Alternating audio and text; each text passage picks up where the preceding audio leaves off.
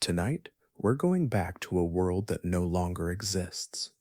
20,000 years ago, nearly one-third of Earth's land lay beneath ice.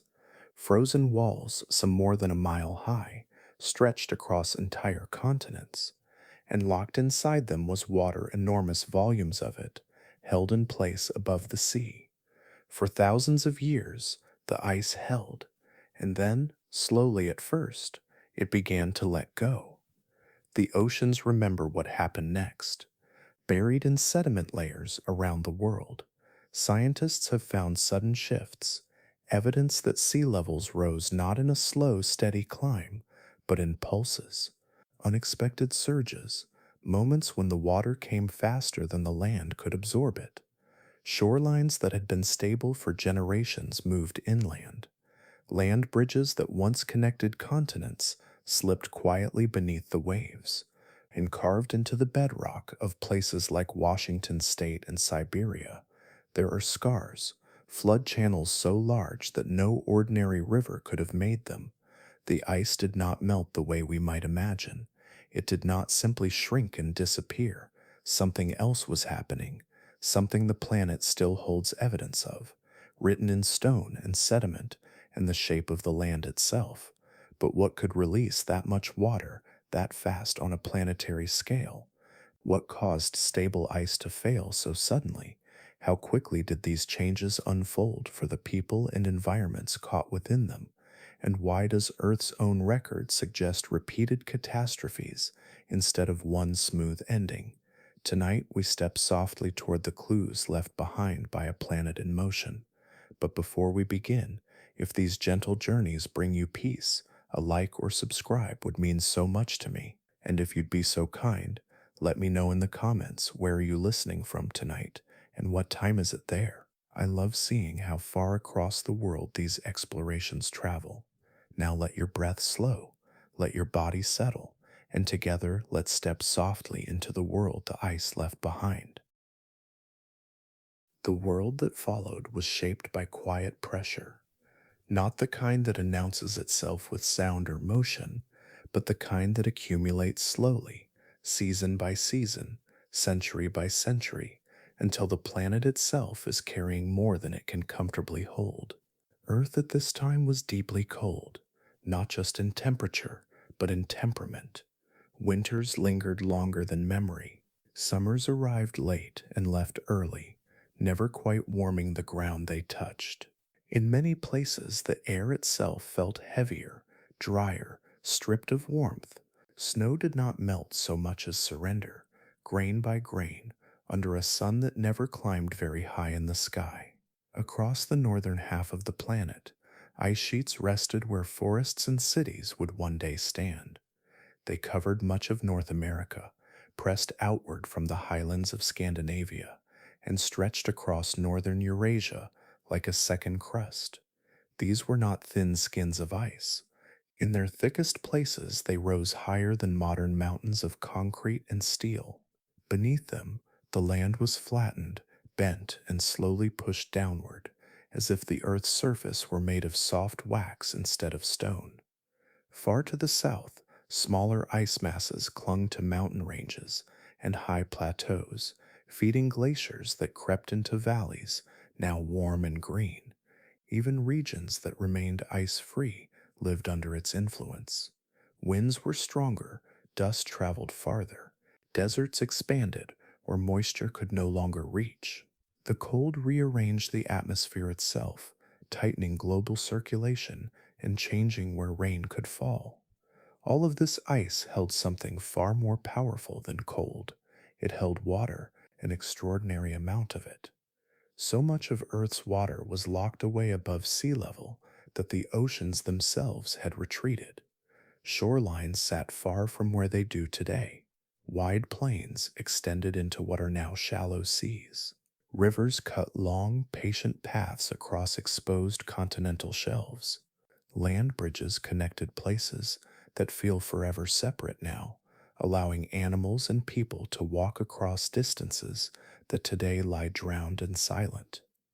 This storage of water high on land created an imbalance, one that was invisible to anyone living beneath the sky, but immense when viewed across the whole planet.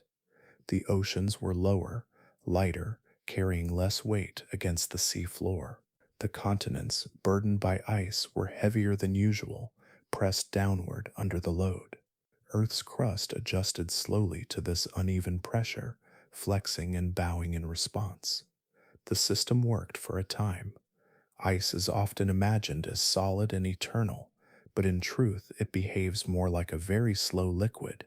It flows, it deforms, it fractures under stress. Inside those vast frozen sheets, pressure built quietly.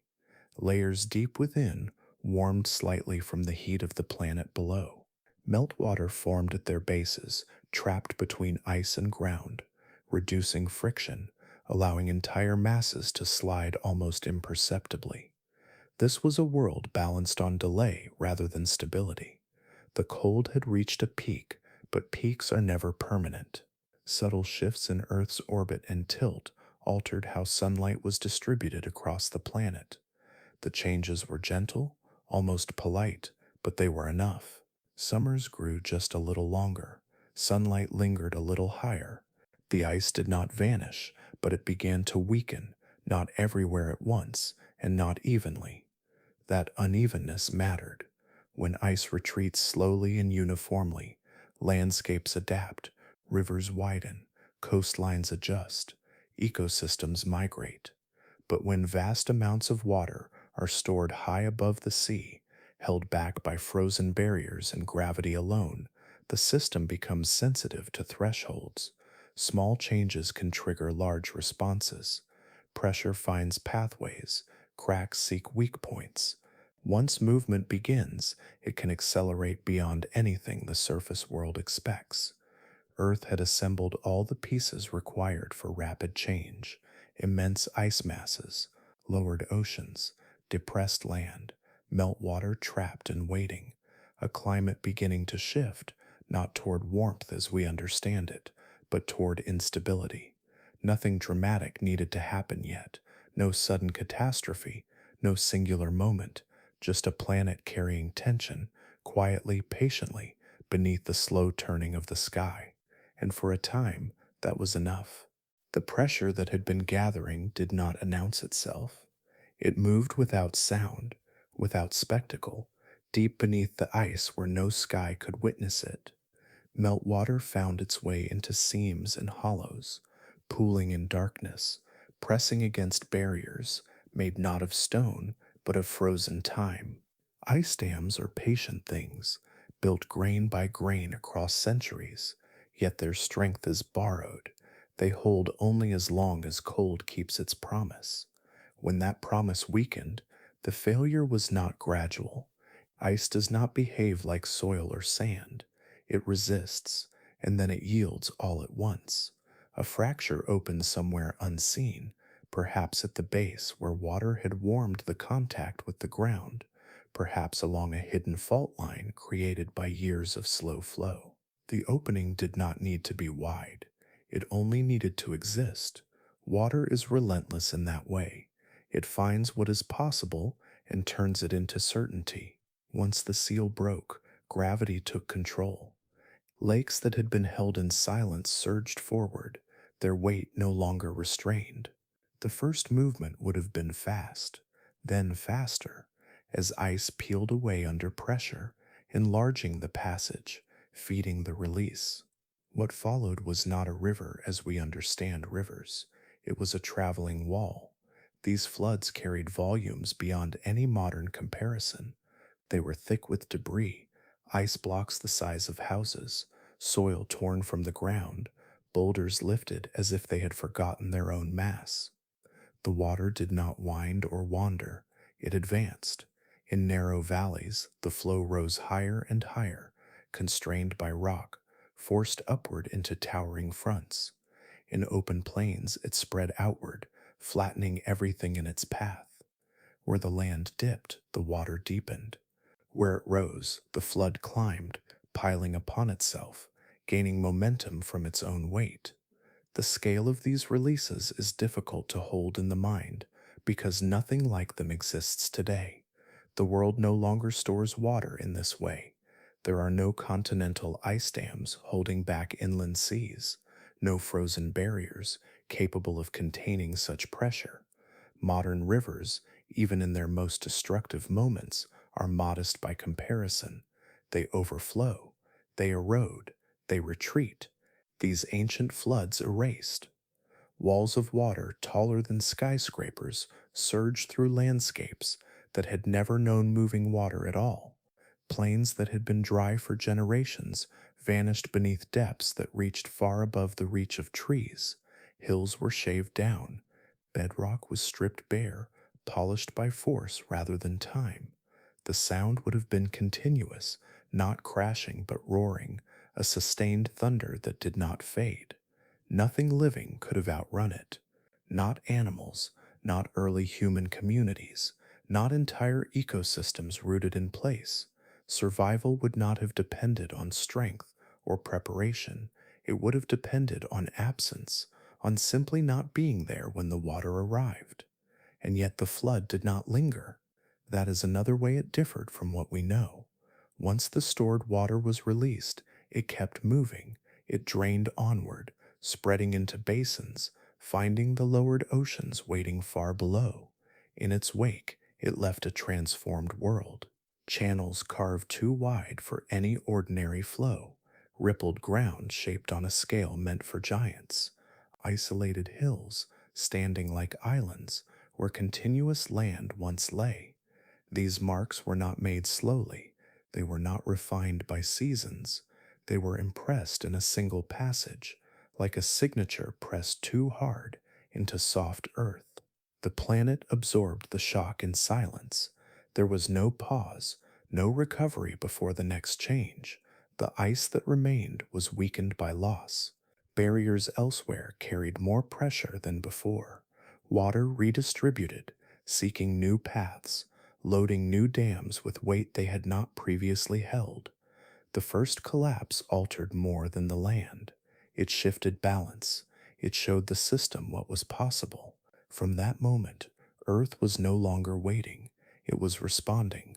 When the water finally settled, when the roar moved beyond the horizon, what remained was not calm, but a landscape stunned into stillness. Fresh channels glistened where none had existed. Scoured rock lay exposed beneath open sky. The ice sheets above continued to creak and flow, carrying within them the memory of failure. Nothing living would have recognized the place that followed as the one that came before. The change was too complete, too fast, too indifferent to witness. And yet the planet held it all, without pause, without reflection, as it always does, carrying the imprint forward into the quiet that followed. After the first great releases reshaped the land, the planet did not return to stillness. In one region of the western continent, the evidence of repetition settled into the ground itself, layer by layer, patient and unmistakable. This was not the mark of a single disaster, but of many returns, each following the last like a remembered motion. Here, ice had once sealed a vast inland lake against a wall of frozen earth. For a time, the barrier held just as others had. Water gathered quietly behind it, deep and heavy, spreading across valleys and lowlands. When the ice failed, the lake did not simply drain. It emptied with force, releasing a surge that swept outward across the landscape and vanished into the lowered sea. Then, over time, the ice returned. Cold crept back into the region, rebuilding the dam that had already failed once. Snow fell, ice thickened, water again pooled behind the frozen wall. The planet, following its slow rhythms, recreated the conditions for collapse. And when the barrier failed again, the flood returned along the same paths, deepening them, widening them, sharpening their edges. This happened not once, but many times.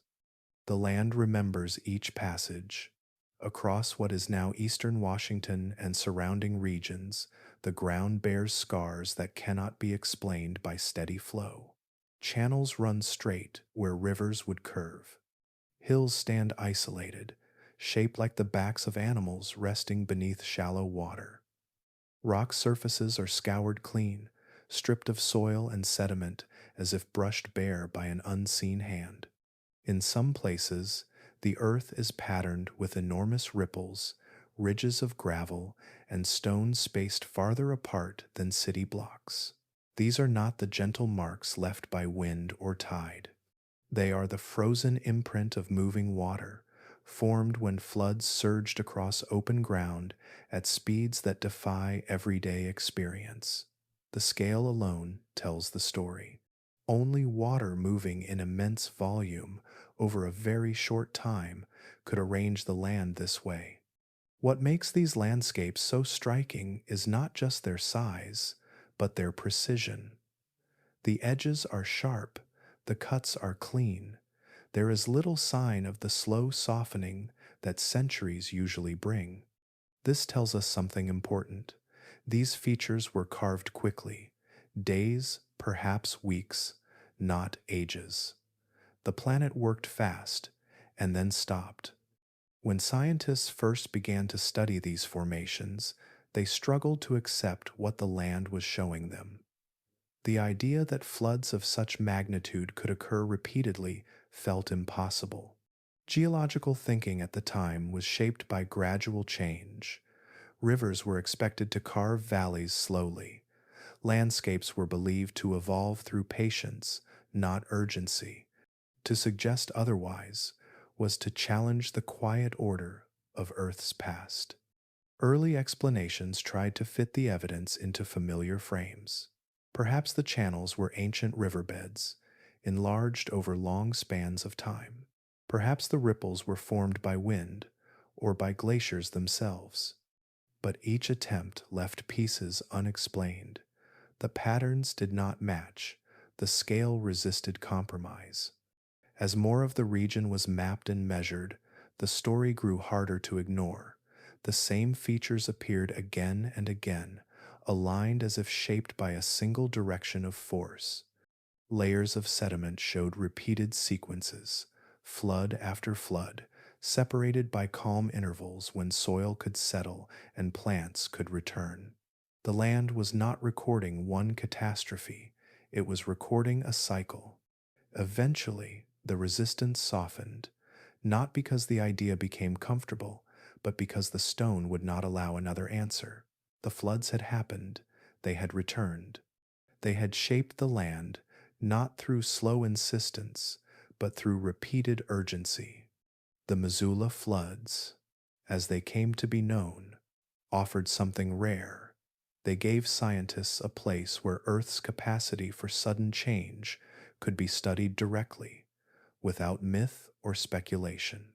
Here, the planet had written its history clearly, not in delicate layers, but in bold strokes across open ground.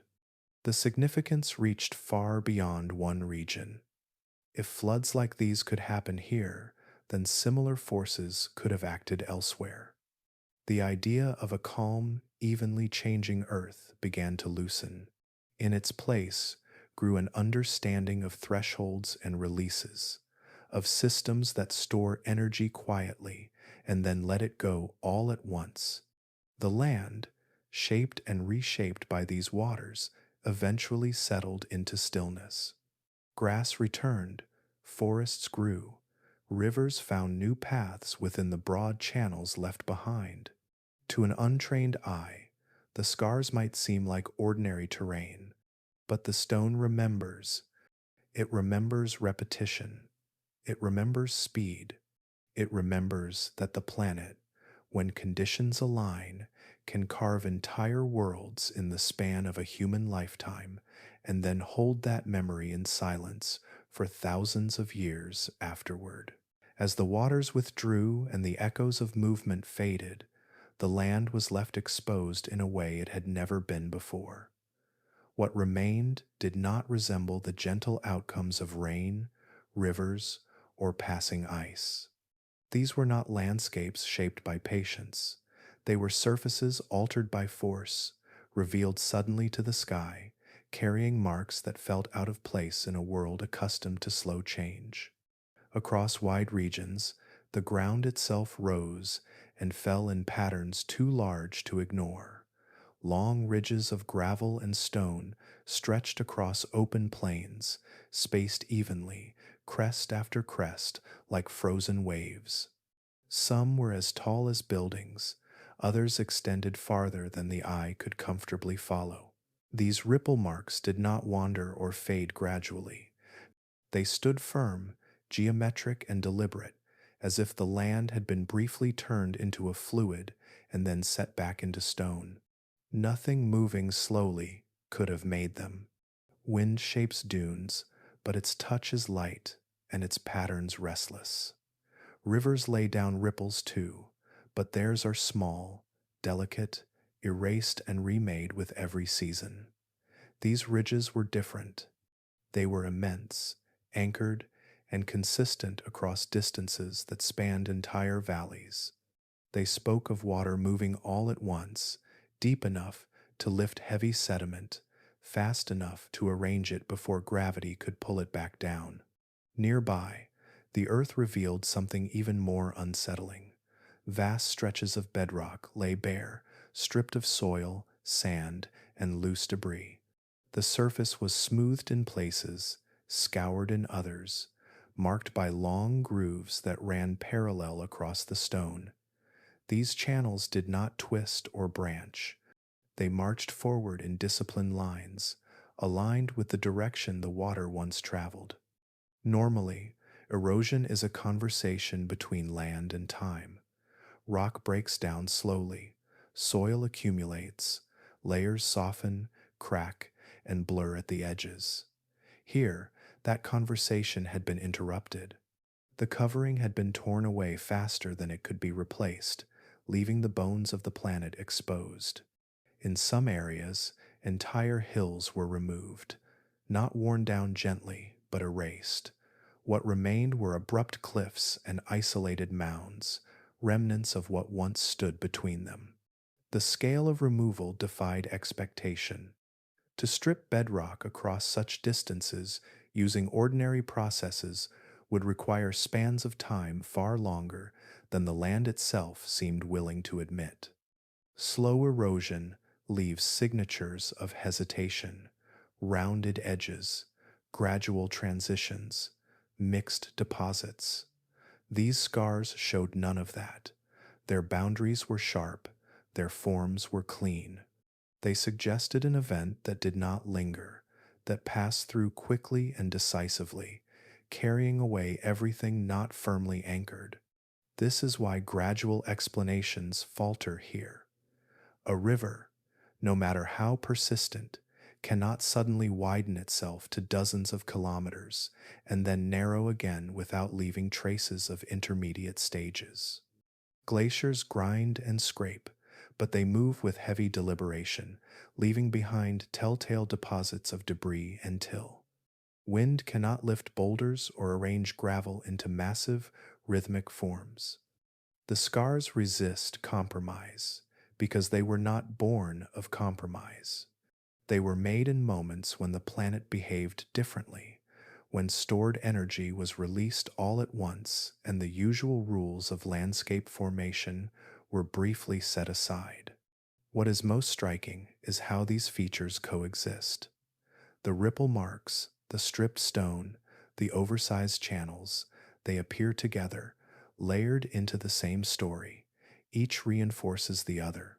Together, they describe a flow that was deep, fast, and immense, a movement capable of reshaping entire regions in the time it takes seasons to turn. Over time, life returned, dust settled, plants took root where they could, rivers found paths within the oversized channels, their modest flows tracing routes carved for forces far greater than themselves. To someone passing through today, the land might feel open and quiet, even gentle in places. But the quiet is borrowed.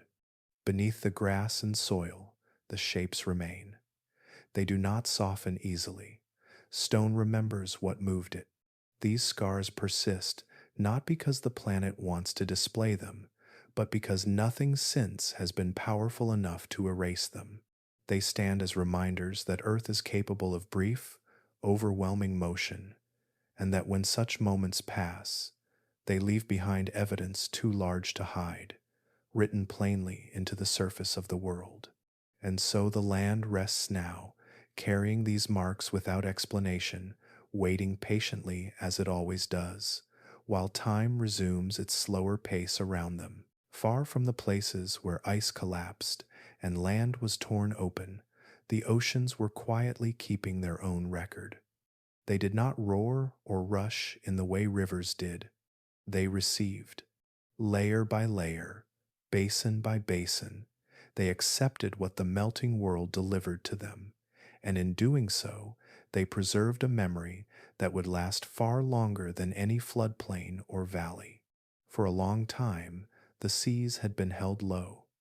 Their edges rested far from the cliffs and beaches we know today, exposing wide shelves of land that had not seen sunlight in ages. When the great releases began inland, the water did not arrive all at once.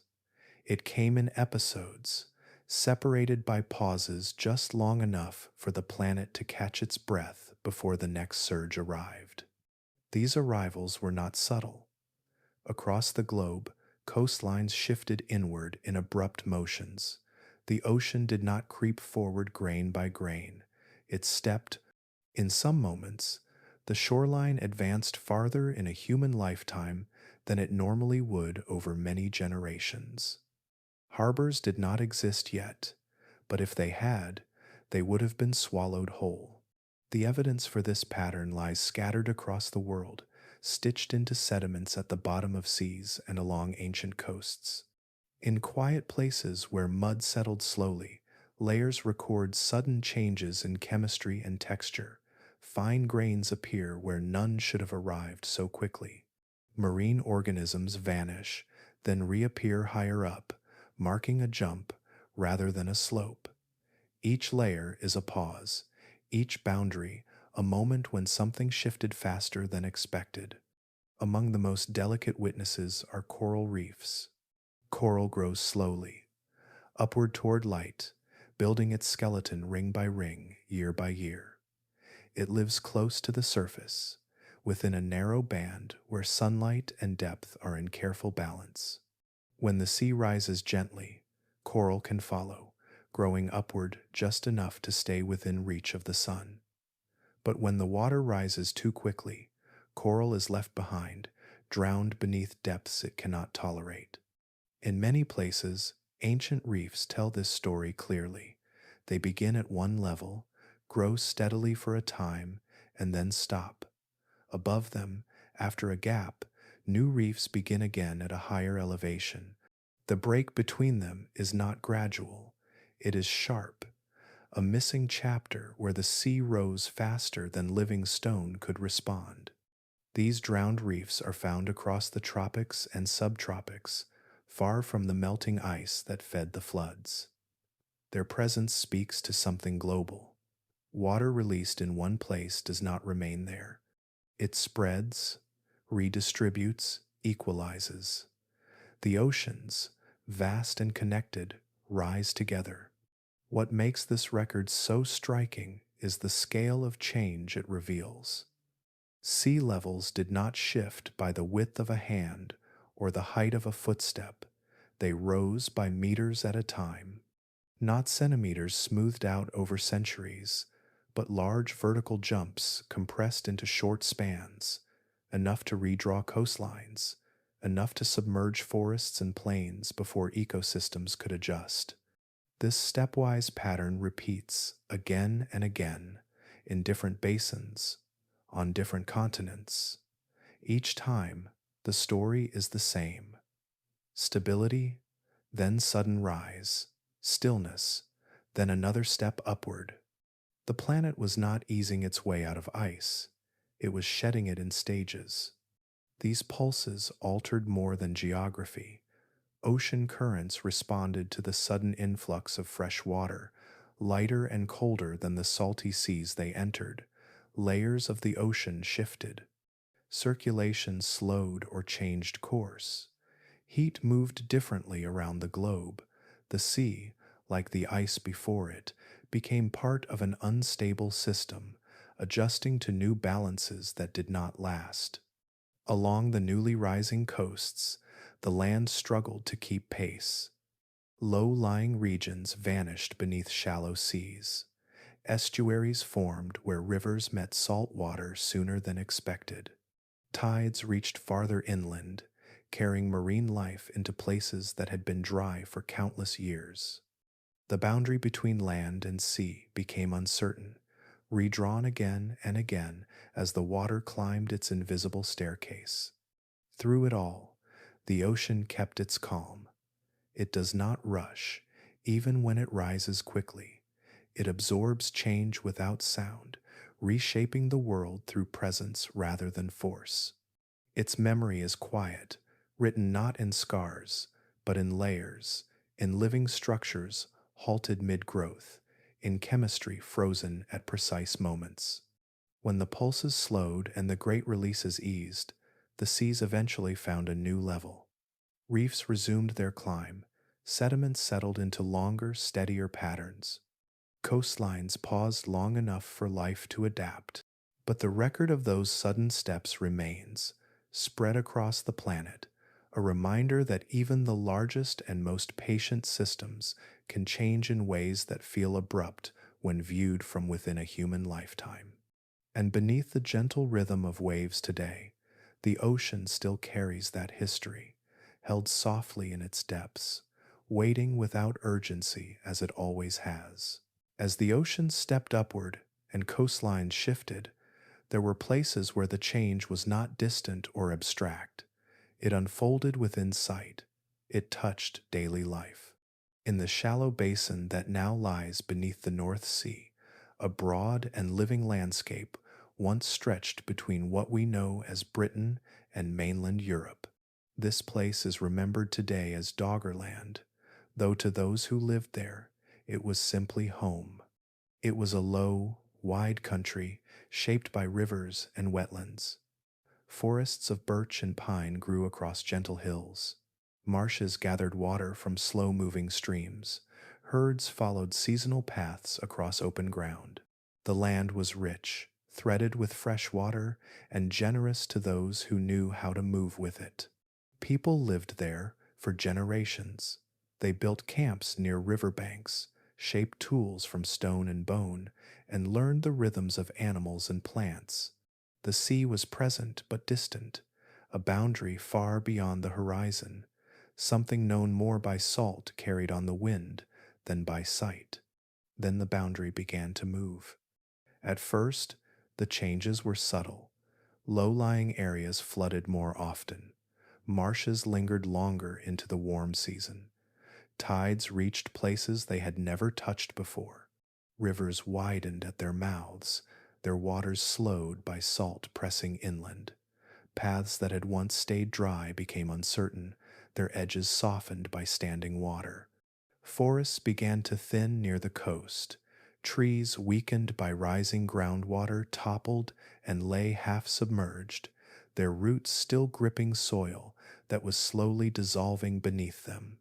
Some continued to grow for a time, adapting as best they could, before finally surrendering to the encroaching sea.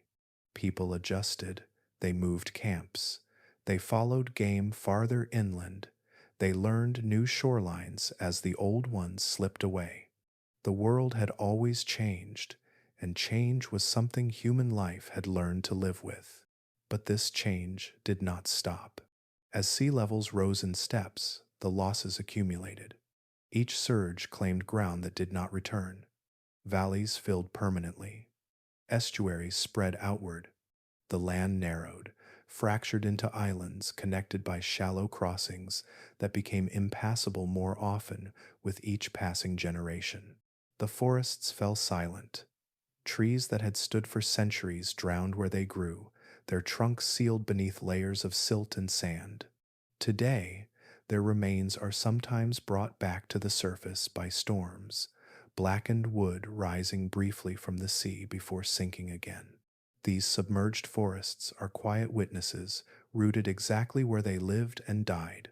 Alongside them, the tools remain: stone blades, worked antler, fragments of campsites, all resting on what was once dry ground. They were not washed there by waves. They were left behind as the water rose around them. Each object marks a moment when a person paused, worked, lived, unaware that the ground beneath their feet would one day lie beneath moving tides. For those who watched this happen, the loss would not have felt sudden in a single moment. It would have unfolded across lifetimes. A childhood spent near a river that no longer exists. Stories told by elders of hunting grounds that had already vanished. Familiar paths erased, not by fire or ice, but by water that did not retreat. The horizon itself changed. Where land once stretched, the sea crept closer, flattening the distance between sky and water. Sounds shifted. Waves replaced wind through grass. Salt replaced soil. The world grew smaller. Eventually, there was no choice but to leave. The remaining high ground offered only temporary refuge. Crossing points disappeared. What had once been a continuous landscape became a scattering of islands, then shoals, then memory. People moved toward higher land, carrying knowledge, stories, and loss with them. Doggerland did not fall to a single flood. It was taken piece by piece, step by step, as the oceans claimed what had been held back for thousands of years. Its disappearance was not marked by a final day, but by a long farewell. And yet, it has not entirely vanished. Beneath the North Sea, its rivers still cut channels through sediment. Its forests remain upright in darkness. Its tools rest where hands last set them down. The land persists, not as surface, but as record. In this quiet preservation lies a different kind of memory, one that does not speak loudly, but endures. A reminder that Earth's great changes are not only written in stone and ice, but also in the spaces where human lives once unfolded, slowly carried beneath the water as the planet continued on its long, unhurried path. As the ice continued to fail in stages and the oceans adjusted in their own slow steps, the land between them entered a brief and unusual phase. Water that had once been locked high above the surface began to move across continents in ways that no longer exist today. These were rivers, but not the kind shaped by rainfall or steady mountain snow. They were born from release, fed by collapse, and destined to vanish almost as soon as they formed. When large ice sheets thinned and fractured, meltwater gathered along their edges. It pooled in hollows, pressed against ridges, and searched constantly for lower ground. Once a path opened, the flow did not hesitate. Water surged outward, assembling itself into channels that grew wider and deeper with astonishing speed. What began as runoff became something far larger, rivers that carried more water than any modern system could sustain. These temporary mega-rivers cut straight lines across the land. They did not meander or pause to shape gentle curves. Their courses were determined by urgency rather than balance. They followed the steepest descent, ignoring older valleys, crossing watersheds, and carving entirely new routes toward the sea. Some of these rivers rivaled inland seas in width. Their banks shifted constantly, collapsing under the pressure of fast-moving water loaded with sediment. Sand, gravel, and stone traveled together, suspended by force rather than sorted by time. Where the flow slowed even slightly, vast deposits settled out at once, leaving thick blankets of material that buried the ground beneath. What makes these rivers remarkable is not only their size, but their brevity. They existed during a narrow window when ice was melting faster than the land could absorb the water and before the oceans rose enough to shorten the distance to the coast. Once that balance shifted, the rivers lost their supply. Meltwater was redirected elsewhere, channels dried. The great flows thinned and then disappeared, leaving behind paths far too large for the modest streams that later occupied them.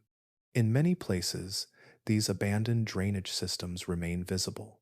Dry valleys stretch across regions where no river flows today. Their scale feels mismatched to the present climate, oversized and empty. Smaller streams wander along their floors like quiet afterthoughts, unable to fill the space carved for something much greater. Some channels end abruptly, as if cut off mid-sentence. They lead toward basins that no longer collect water or toward coastlines that have since moved far inland. These endings speak to interruption. The system that created them did not resolve gradually. It shifted, and the rivers were left without purpose.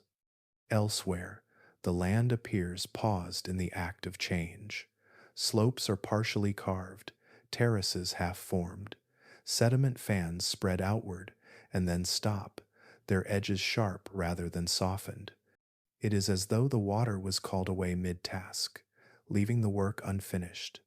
These landscapes are described as frozen not by cold, but by sudden absence. The process halted before time could smooth the result. The land keeps the shape of movement without the movement itself, holding the memory of flow in stillness. For early human communities living nearby, these rivers would have altered the world rapidly. New barriers appeared where none had existed. Travel routes shifted. Resources gathered along fresh waterways, only to vanish again within generations. A river that fed life could become an empty corridor of stone and dust, its former presence remembered only through the shape it left behind. Plants and animals responded in their own ways. Wetlands formed briefly, then dried. Fish moved into channels that soon became isolated pools. Forests took root on fresh sediment, only to find their water supply fading as the climate and drainage rearranged themselves. Over time, rainfall-based rivers reclaimed parts of these pathways, but they never fully replaced what had been lost. Their flows were smaller, gentler, shaped by seasons rather than collapse. They adapted themselves to the oversized channels, carving modest courses within the remnants of something far more powerful. What remains today is a layered landscape, one story written quickly beneath another written slowly. The older paths persist as quiet outlines, guiding water that no longer understands why the ground is shaped the way it is. These vanished rivers remind us that not all features are meant to last. Some exist only to move energy from one place to another, briefly and decisively. Once that work is done, they fade, leaving behind a record that feels incomplete, paused between motion and rest. The land holds these forms without explanation, valleys without rivers, channels without sources, landscapes shaped for a flow that no longer arrives. And in that stillness, the earth keeps moving forward, carrying the memory of those temporary waters as part of its long and unfolding story. As rivers vanished and coastlines adjusted, the story moved beyond land. The water released from ice did not stop when it reached the sea. It entered a far larger system, one that depends on balance so subtle it can be tipped without sound. The oceans received this floodwater not as a single wave, but as repeated arrivals, each one altering the chemistry and weight of the surface itself. Fresh water behaves differently from salt water. It is lighter, less dense, and it prefers to stay near the top. When enormous volumes poured into the oceans, they spread outward like a quiet skin, forming layers that resisted mixing. The sea, which normally circulates through slow, powerful motions that connect poles to tropics, found its movements disrupted. These currents are not driven by wind alone. They depend on sinking and rising, on cold, dense water slipping downward while warmer water takes its place. When the surface becomes too fresh, too light, that sinking slows. The engine hesitates. In the North Atlantic, where cold waters normally descend and pull warmer currents northward, this balance faltered. Fresh meltwater pooled at the surface, forming a lid that trapped warmth below and cold above. The circulation weakened, not because energy was lost, but because its pathways were blocked. The ocean did not stop moving. It stalled. Heat that once traveled smoothly across basins lingered in place. Some regions cooled unexpectedly, even as the planet as a whole was shifting away from deep ice. Others warmed unevenly, out of step with the patterns life had learned to follow. Weather became less predictable, not through storms alone, but through silence. Seasons hesitated. Familiar rhythms stretched and thinned. On land, these changes were felt as subtle dissonance. Growing seasons shortened without clear cause. Rain arrived late or not at all. Cold returned to places that had already begun to warm. The system no longer spoke with one voice. This was not a new force entering the world. It was Earth working against itself. The ice released water that disrupted the ocean. The disrupted ocean altered the climate. The altered climate affected the ice that still remained. Feedback loops formed, not as sudden catastrophes, but as persistent tension. Each part of the system responded to changes created by another, amplifying uncertainty rather than resolving it. Fresh water continued to enter the sea in pulses. Each arrival reinforced the imbalance. The surface layers remained buoyant. Deep waters waited below, dense and unmoving, holding cold that could not rise. The conveyor of heat that usually softened climates slowed further. In this stalled state, the ocean became layered not only by temperature and salinity, but by memory. Traces of each pulse remained, lingering longer than expected.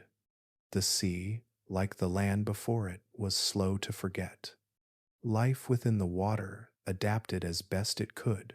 Some organisms thrived in the fresher surface conditions. Others retreated or declined as nutrient flows shifted. Plankton blooms changed timing and location, affecting everything that depended on them.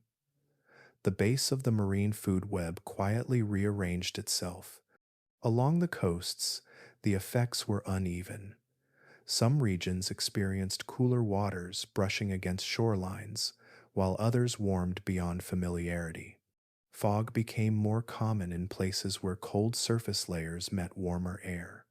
Elsewhere, dryness spread inland as altered currents changed where moisture was released. These were not dramatic changes in the moment. They were cumulative. A missed season here, a delayed migration there. Over time, the pattern became clear only in retrospect, visible in sediments, in growth rings, in chemical signatures trapped within ice and mud. The planet was not broken, it was adjusting, but the adjustment did not move in a straight line. Earth had entered a phase where its systems were no longer aligned. Ice, ocean, and atmosphere pulled against one another, each responding to shifts caused by the others. Stability became rare, not because the planet lacked balance, but because it was searching for a new one. Eventually, as the pulses slowed and freshwater inputs eased, the ocean began to recover its circulation. Mixing resumed. Heat found its pathways again. The great currents strengthened, carrying warmth and cold along routes that felt more familiar. But the pause left its mark. It reminded the planet that even its largest systems can hesitate. That movement depends on delicate contrasts. That when those contrasts are overwhelmed, motion can slow to a near standstill. The ocean, vast and patient, absorbed the disruption without spectacle. It carried the memory forward, storing it in layers and flows, becoming once again a quiet participant in Earth's long conversation with itself. And in that silence, the planet continued, step by careful step, toward whatever balance would come next. After the oceans hesitated and the great currents faltered, the planet entered one of its most unsettling chapters. Warming had begun to loosen the grip of ice. Forests were slowly expanding. Animals were shifting their ranges. The world appeared to be turning gently toward a milder state. Then that motion stopped. In a span so brief it barely registers in geological layers, temperatures across much of the northern hemisphere dropped sharply. Cold returned to regions that had already begun to thaw. Glaciers stabilized or advanced again. Snow lingered longer each year. Winds strengthened. Dryness spread. The world slipped backward, not all the way into full glacial conditions, but close enough to feel familiar to the ice. This interval is known as the Younger Dryas, named after a small tundra flower whose pollen appears suddenly in sediments from this time. Its arrival marks a return to near Ice Age cold that lasted more than 1,000 years. In the long arc of Earth's history, that span is brief. In the rhythm of human lives and ecosystems, it is an eternity. What makes this shift so remarkable is not only its intensity, but its timing. It arrived just as warming seemed well established. The system had already begun to reorganize itself around retreating ice and rising seas. Then, without gradual transition, the climate reversed course. Across Europe and North America, landscapes hardened again. Young forests stalled or retreated. Grasslands adapted to cold and drought spread outward. Lakes froze earlier and thawed later. Rivers carried less meltwater, their seasonal rhythms thrown out of alignment. Dust became more common in the air, carried by stronger winds sweeping across exposed ground. Ice cores from Greenland preserve this moment with startling clarity. Layer by layer, they record an abrupt drop in temperature, locked into bubbles of ancient air. Chemical signatures shift suddenly, as if someone turned down the planet's thermostat. There is no long slope into cold, no gentle descent. The change arrives like a closed door. For a long time, this reversal puzzled scientists. The forces driving Earth out of the Ice Age had not vanished. Sunlight patterns still favored warming. Greenhouse gases were not declining in a way that explained the shift. And yet, the climate system had found a way to pause, to push back against the trend that seemed inevitable. The key, once again, lies in water and movement. The great floods and meltwater pulses had poured enormous volumes of fresh water into the North Atlantic. Over time, this accumulation reached a tipping point. The surface layers grew too light, too buoyant, resisting the downward sinking that normally drives ocean circulation.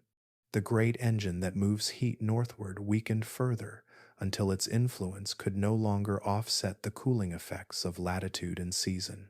Without that steady delivery of warmth, regions dependent on it cooled rapidly. Winters grew harsher, summers failed to compensate, ice persisted where it should have retreated. The feedback loop strengthened. More ice reflected more sunlight, cooler air held less moisture. Snowfall patterns shifted, reinforcing the cold. What makes the Younger Dryas especially difficult to understand is how sharply it begins and ends. It does not drift into place, and it does not fade gently away. It appears, holds, and then releases, as if governed by thresholds rather than trends. For more than 1,000 years, the planet remained in this suspended state. Ice and cold dominated landscapes that had briefly known relief. Human populations adapted as best they could, adjusting migrations, tools, and diets to a world that had once again grown unforgiving. Plants and animals reorganize themselves around shorter growing seasons and scarcer resources. Then, just as abruptly as it began, the cold relented. Temperatures rose quickly. Ice resumed its retreat. The ocean circulation strengthened, heat once again flowing northward. Forests advanced. The planet returned to its interrupted warming, leaving the younger Dryas behind like a sharp bend in an otherwise steady path. This episode remains one of the clearest demonstrations that Earth does not always change smoothly. It shows that climate can reverse even when the broader conditions suggest it should not. That internal dynamics, especially those involving water and circulation, can temporarily overpower long-term trends. The younger Dryas is not remembered because it was the coldest time, or the longest, or the most destructive. It is remembered because it arrived unexpectedly, held its ground, and then vanished just as suddenly. In doing so, it revealed something fundamental about the planet. Earth does not move forward in a straight line. It responds, it hesitates, it corrects. Sometimes, it pulls itself briefly backward before continuing on. And in that moment of reversal, the planet showed how easily stability can be interrupted, even when everything seems to be moving in the same direction. From a distance, ice appears calm. It sits quietly across continents, white and unchanging, as if time moves more slowly beneath it. This stillness creates an impression of patience, of gradual retreat, of a surface that responds gently to warmth. But this impression is misleading. Ice sheets are not passive blankets. They are structures under constant strain. Ice is solid, yet it flows. It bends under its own weight, creeping outward millimeter by millimeter, year after year. At the same time, it resists that movement. This tension between motion and rigidity gives ice a brittle character. It behaves less like snow and more like glass stretched across a landscape. As warming continued after long periods of cold, the surface of ice sheets softened slightly. Meltwater appeared, not everywhere, but in shallow pools and thin streams that traced cracks and depressions. This water did not simply sit on top.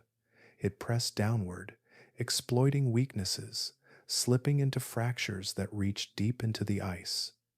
Each drop carried weight. Each channel delivered pressure. Inside the ice, stresses had been accumulating for thousands of years. The immense mass above compressed the layers below. The ground beneath was uneven, offering resistance in some places and smooth pathways in others.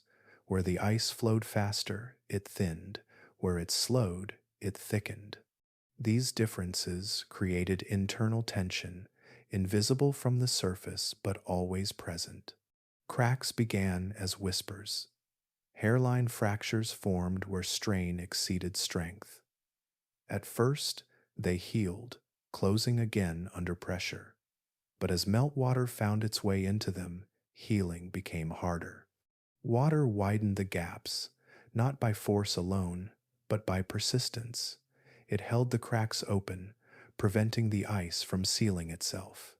Over time, networks of fractures spread. Some reached all the way from the surface to the base. When that happened, the ice above was no longer supported evenly. Large sections became isolated from the mass around them, balanced precariously on pressure and friction. Failure followed, not as a slow thinning, but as sudden release. Ice shelves fractured and broke apart. Massive slabs detached and slid forward. Grounded ice accelerated toward the sea, no longer restrained by the structures that had once held it in place. The movement was fast, measured not in centuries but in years, sometimes even shorter spans.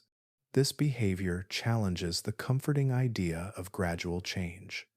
From a human perspective, ice seems ancient and slow.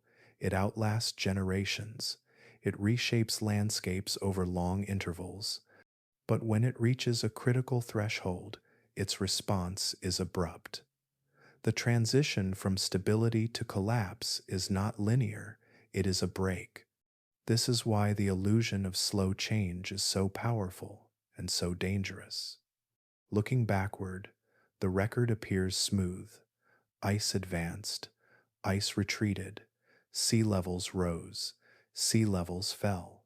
But within those broad arcs are sharp turns, moments when the system shifted state rather than continued along a curve. Ice sheets do not dissolve evenly like frost under morning light. They fracture, they calve, they surge. Once key supports are lost, retreat accelerates, not because warmth increases, but because restraint disappears. In the past, these failures released enormous volumes of water into rivers and oceans. The timing was uneven. Long periods of apparent calm were punctuated by rapid losses. Each collapse reshaped coastlines, altered circulation, and reset expectations of stability. The land and sea recorded these moments faithfully.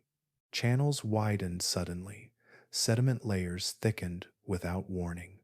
Coral growth paused, forests drowned. All of it traces back to the same principle. Ice holds until it cannot, and then it lets go. Understanding this behavior changes how we read Earth's history. It explains why warming trends can be interrupted or accelerated, why sea level does not rise smoothly, why landscapes carry evidence of speed rather than patience. Ice teaches us that slowness on the outside can hide urgency within, that systems under stress may appear unchanged until the moment they fail, and that the difference between stability and collapse is often invisible until it is crossed. As the planet moved beyond the coldest phases and toward a new balance, these failures became less frequent. Ice sheets shrank into the poles and high mountains. The great continental masses disappeared, but the lesson remained, written into stone, water, and memory. Ice does not argue with time. It listens, it absorbs, it adapts. And when the pressure becomes too great, it breaks, reshaping the world not through patience, but through sudden motion, carried quietly into the long story of Earth's becoming. As the planet settled and unsettled itself through collapse, flood, and pause, one idea kept resurfacing beneath the layers of evidence, not as a challenge, but as a quiet tension running through the story, the tension of speed. Change had happened quickly, at least by the standards written into stone and ice. In some records, layers that normally represent centuries were compressed into thin bands that formed within a few decades. In others, chemical shifts appeared so abruptly that they left almost no transitional trace at all. The planet did not always move at a pace that allowed its processes to leave neat, gradual signatures behind. Sediments offered one kind of clock. In calm conditions, they settle slowly, grain by grain, building readable timelines across thousands of years. But during moments of disruption, that rhythm breaks. Thick deposits appear suddenly, heavy and unsorted, as if time itself had stumbled. These layers suggest episodes measured not in ages, but in spans short enough to overlap with living memory. Ice cores told a similar story. Their layers usually form with gentle regularity, one year stacked upon the next. Yet there are places where temperature indicators shift sharply within only a handful of layers. Air trapped inside those bubbles changed composition faster than expected, carrying the mark of rapid transitions in climate and circulation. Corals, too, kept their quiet count. Their growth rings normally rise steadily, keeping pace with slow sea level change. But sudden drownings interrupt their upward climb, leaving behind abandoned skeletons that mark a boundary crossed too quickly for life to follow.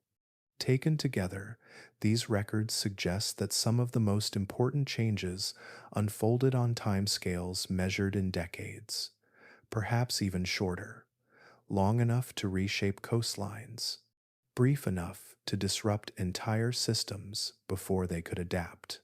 In geology, this is remarkably fast. The language of Earth's history is built around deep time. Millions of years pass in a single sentence. Ages begin and end without urgency. Against that backdrop, a few decades barely register. They are thinner than a line, almost invisible. But to humans, decades are not thin at all. They are childhoods and lifetimes. They are the span between one generation and the next. They are long enough to build traditions, to settle landscapes, to forget what came before. When change unfolds within such a window, it does not feel gradual. It feels sudden, even if the planet considers it brief. This mismatch between geological time and human time is part of what makes the question of speed so uncomfortable. Earth does not measure urgency the way people do. It does not slow itself to match expectation. When thresholds are crossed, responses follow their own rules. In the deep record, rapid change does not announce itself with drama. It simply appears as absence, missing layers, abrupt boundaries, a before and after pressed tightly together. The discomfort arises when we realize how little warning those boundaries may have offered to anything living through them. For scientists, this challenges long-held habits of thinking. For much of modern study, slow change was the default assumption. Landscapes were shaped patiently, climates drifted gently. Exceptions existed, but they were treated as rare. The evidence from the end of the Ice Age suggests otherwise. It reveals a planet capable of switching modes, a system that can store pressure quietly and then release it across a time frame that overlaps with human experience. This does not mean that all change is fast or that Earth is unstable by nature. It means that stability is conditional. It depends on balance, and balance can be lost more quickly than it is built. The discomfort deepens because the question of speed refuses to stay in the past. Once it is acknowledged, it reshapes how the entire story is read.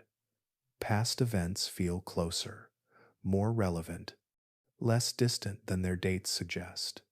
In this light, decades become visible units of geological action, not the smallest, but no longer negligible, long enough for rivers to reroute, for ice to fail, for seas to rise in steps that redraw the world. The planet does not hurry, it does not rush, but when its systems respond, they do so decisively, following physics rather than preference. Understanding this does not require fear, it requires perspective, a willingness to see human timelines as part of a larger rhythm, sometimes aligned, sometimes not. As the Ice Age finally loosened its grip, Earth continued to change, settling toward a new balance. Some shifts stretched across thousands of years, others arrived within a lifetime. The record holds both, side by side, reminding us that speed in nature is not absolute, it is contextual. It depends on where you stand and how closely you are watching, as the planet quietly decides when patience is no longer required. As the planet shifted and water moved across land that had once felt permanent, human lives were carried along with those changes, not as observers, but as participants woven into the flow. The rising seas, the sudden rivers, the vanishing plains, all of it unfolded within landscapes people depended on for survival. Change was no longer something happening elsewhere. It arrived at camp edges, along familiar trails, and through places that had fed families for generations. When water advanced, it rarely announced itself with a single moment. It crept, paused, surged, and crept again. Low ground flooded first, then remained wet long after the water pulled back. Marshes expanded into grasslands. River mouths widened and lost their shape. Paths that once connected seasonal camps became unreliable. Their surfaces softened or submerged. Hunting grounds disappeared quietly. Herds altered their routes as valleys filled and plains narrowed. Animals that favored open land were pushed into shrinking corridors. Those that relied on wetlands flourished briefly, then vanished as salt water replaced fresh. Knowledge passed down through careful observation became less certain, not because people forgot, but because the land itself no longer behaved as expected. Communities adapted by moving. Some followed retreating coastlines inland, carrying tools, stories, and memories with them. Others tracked rivers upstream, seeking higher ground and more predictable water. These migrations were not grand journeys undertaken all at once. They were series of small decisions, repeated again and again, each one shaped by necessity rather than choice. Over time, these movements narrowed options. Mountain ranges, dense forests, and expanding seas acted as boundaries. Groups that once had wide territories found themselves funneled into fewer places. Valleys became crowded. Resources were shared, competed for, or abandoned altogether. This narrowing of pathways created bottlenecks. In these constrained regions, human populations mixed, separated, and mixed again. Some groups merged, others split apart, carrying fragments of culture and knowledge with them. Over generations, these moments of compression shaped genetic patterns that would echo far into the future. Traits that survived these passages became more common. Lineages that could not adapt faded quietly from the record. The land itself influenced who met whom and who never crossed paths again. Along flooded coasts, fishing and gathering replaced hunting where possible. New tools emerged, suited to shoreline living. Inland, communities relied more heavily on resilient game and plant species that could tolerate instability. Diets shifted, seasonal rhythms changed. Loss was constant, but so was invention. Even as familiar places vanished, people learned to read new landscapes quickly. They noticed how water pooled after storms. They learned which plants thrived in disturbed ground. They followed animals, adapting to altered habitats. Survival depended on attention and flexibility, on the ability to let go of what no longer worked. The emotional weight of these changes does not survive clearly in the archaeological record, but their consequences do. Campsites appear suddenly in new regions, tools change shape and material. Fire use spreads into areas where cold returned unexpectedly. The pattern is one of movement layered upon movement, shaped by forces larger than any single group. What is striking is how often water sits at the center of these transitions. Rivers became boundaries or lifelines. Coastlines became unstable edges. Lakes appeared and disappeared within the span of a few generations. Human history during this time is inseparable from hydrology, from the way water rearranged opportunity and risk. These pressures did not break humanity. They refined it. Populations that passed through these bottlenecks carried forward a legacy of adaptability. Knowledge became portable. Social bonds became flexible. The ability to survive in changing conditions became as important as strength or skill. When the planet finally slowed its pace of change, when coastlines paused and climates steadied, humans were already different. They carried within them the imprint of displacement and survival, shaped not by a single disaster, but by many moments of decision made under quiet pressure. The water moved on. Seas settled. Rivers found more stable courses, but the paths humans took during those unsettled times remained etched into ancestry and culture. The story of people during this age is not one of helplessness, nor of mastery. It is a story of movement through uncertainty, of lives adjusted to a world that refused to stay still, and of futures shaped by the simple, relentless fact that water always finds its way forward. As the story widens beyond individual valleys and coastlines, a larger pattern begins to emerge. The signs of sudden water do not belong to one place alone. They appear again and again, separated by oceans, cultures, and climates, yet marked by familiar shapes and signatures.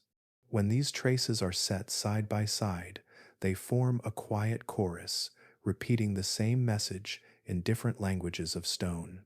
On distant continents, landscapes carry features that echo one another.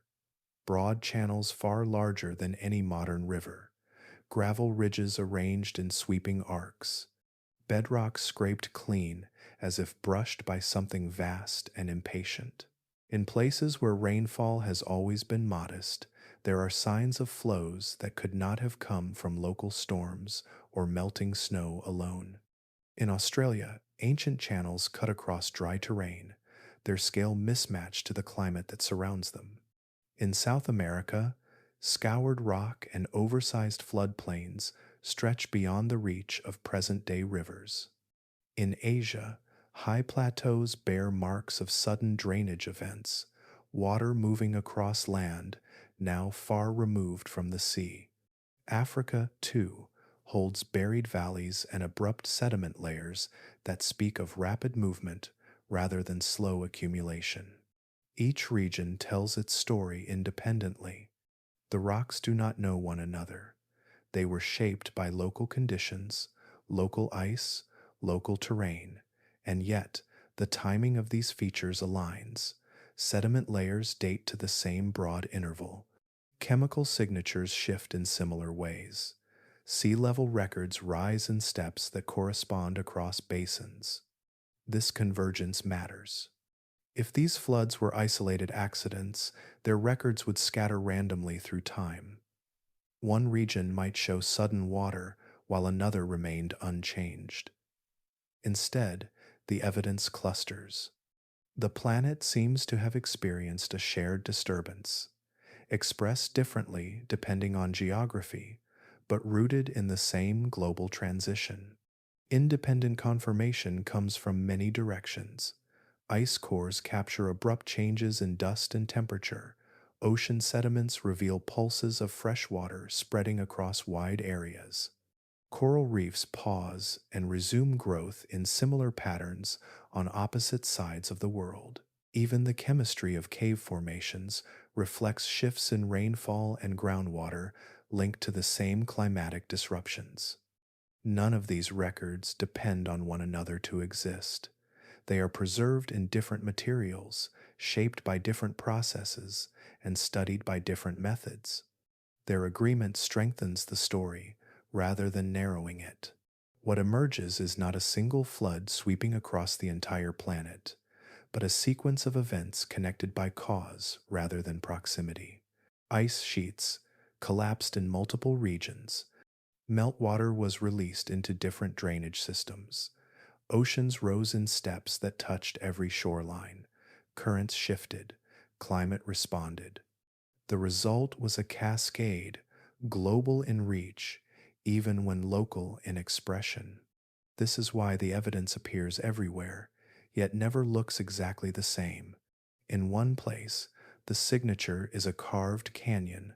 In another, it is a drowned forest. Elsewhere, it is a buried reef or a sudden layer of silt where calm conditions once prevailed.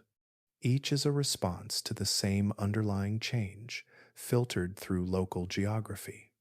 The planet does not deliver uniform experiences. Mountains shape floods differently than plains. Ice behaves differently on continents with varied topography. Coastlines respond according to slope and structure. But the driver, the release of water from ice and the reorganization of climate systems, operated at a planetary scale. This understanding reshapes how the end of the Ice Age is viewed. It was not a patchwork of unrelated events. It was a coordinated transformation, unfolding through thresholds rather than steady progression. The Earth shifted states, and each region felt the consequences in its own way. There is a quiet elegance to this consistency. It suggests a planet governed by shared principles, even as it expresses them through endless variation. The same physics applied everywhere. The same responses emerged when conditions aligned. The flood evidence does not demand belief, it invites attention. When continents tell similar stories without communication, when rocks separated by oceans bear matching scars, the simplest explanation is not coincidence. It is connection. The Earth moved as a whole, not in unison, not instantaneously, but through linked systems that carried change from ice to river, from river to ocean, from ocean to atmosphere. Each part responded to the others, creating patterns that spread far beyond their point of origin. In this way, the planet revealed its unity, a world vast enough to feel endless, yet connected enough that a change in one place could leave its mark everywhere. And so the stone, the water, and the quiet layers beneath our feet continue to tell the same story, softly and without insistence, reminding us that the forces which shape the earth do not respect borders, only balance. Long after ice retreated and shorelines settled, something else remained, not in stone or sediment, but in human memory. Across continents and cultures, stories persisted that spoke of rising water, of lands lost, of worlds changed by floods. These accounts did not appear in one place alone. They surfaced again and again, shaped by different languages and landscapes, yet carrying a familiar core. Oral memory moves differently than geology. Stone records what happens without intention. It preserves events through pressure, chemistry, and time. Human memory is selective. It holds what matters most to survival, to identity, to meaning. It reshapes experience into narrative, not to document every detail, but to pass along what should not be forgotten. Water lends itself to memory in a way ice does not. Ice arrives quietly. It advances over generations. Its effects are slow and often distant from daily life. Floods are immediate. They interrupt. They erase boundaries, remove landmarks, and force decisions within a single lifetime. A flood enters homes, fields, and paths. It changes where people live and how they move. Its presence is undeniable. Because of this, floods imprint themselves deeply on lived experience. They mark a before and after that can be spoken about clearly. The day the river rose, the season the land vanished, the moment the sea crossed a place where it had never been before. These moments gather around memory like anchors. As generations pass, the details soften, exact locations blur, timelines stretch. What remains is the shape of the event rather than its measurements. Water rose. The land was lost. People moved. Survival required adaptation. Geology, meanwhile, continues its quiet work beneath the surface. It keeps the precise record. Layers align, dates accumulate. The science tells us when and how these changes occurred. Oral memory tells us what they meant. The two records do not compete, they complement one another. In many cultures, flood stories are not framed as accidents of nature, they are framed as turning points. They explain why a people live where they do now, rather than where they once did. They mark the boundary between an old world and a new one. In this way, floods become origin stories, not of humanity itself, but of place and belonging. Ice does not lend itself to such storytelling. It reshapes slowly, often invisibly, far from where people live. Its memory is harder to compress into narrative. Floods arrive, act, and withdraw. They create a clear arc that stories can carry. Over time, truth begins to wear the clothing of myth. Details are added, not to deceive, but to clarify meaning. Animals speak, spirits intervene, heroes survive where others do not. These elements are not records of physics. They are tools of memory, ways to ensure the story remains alive and transferable.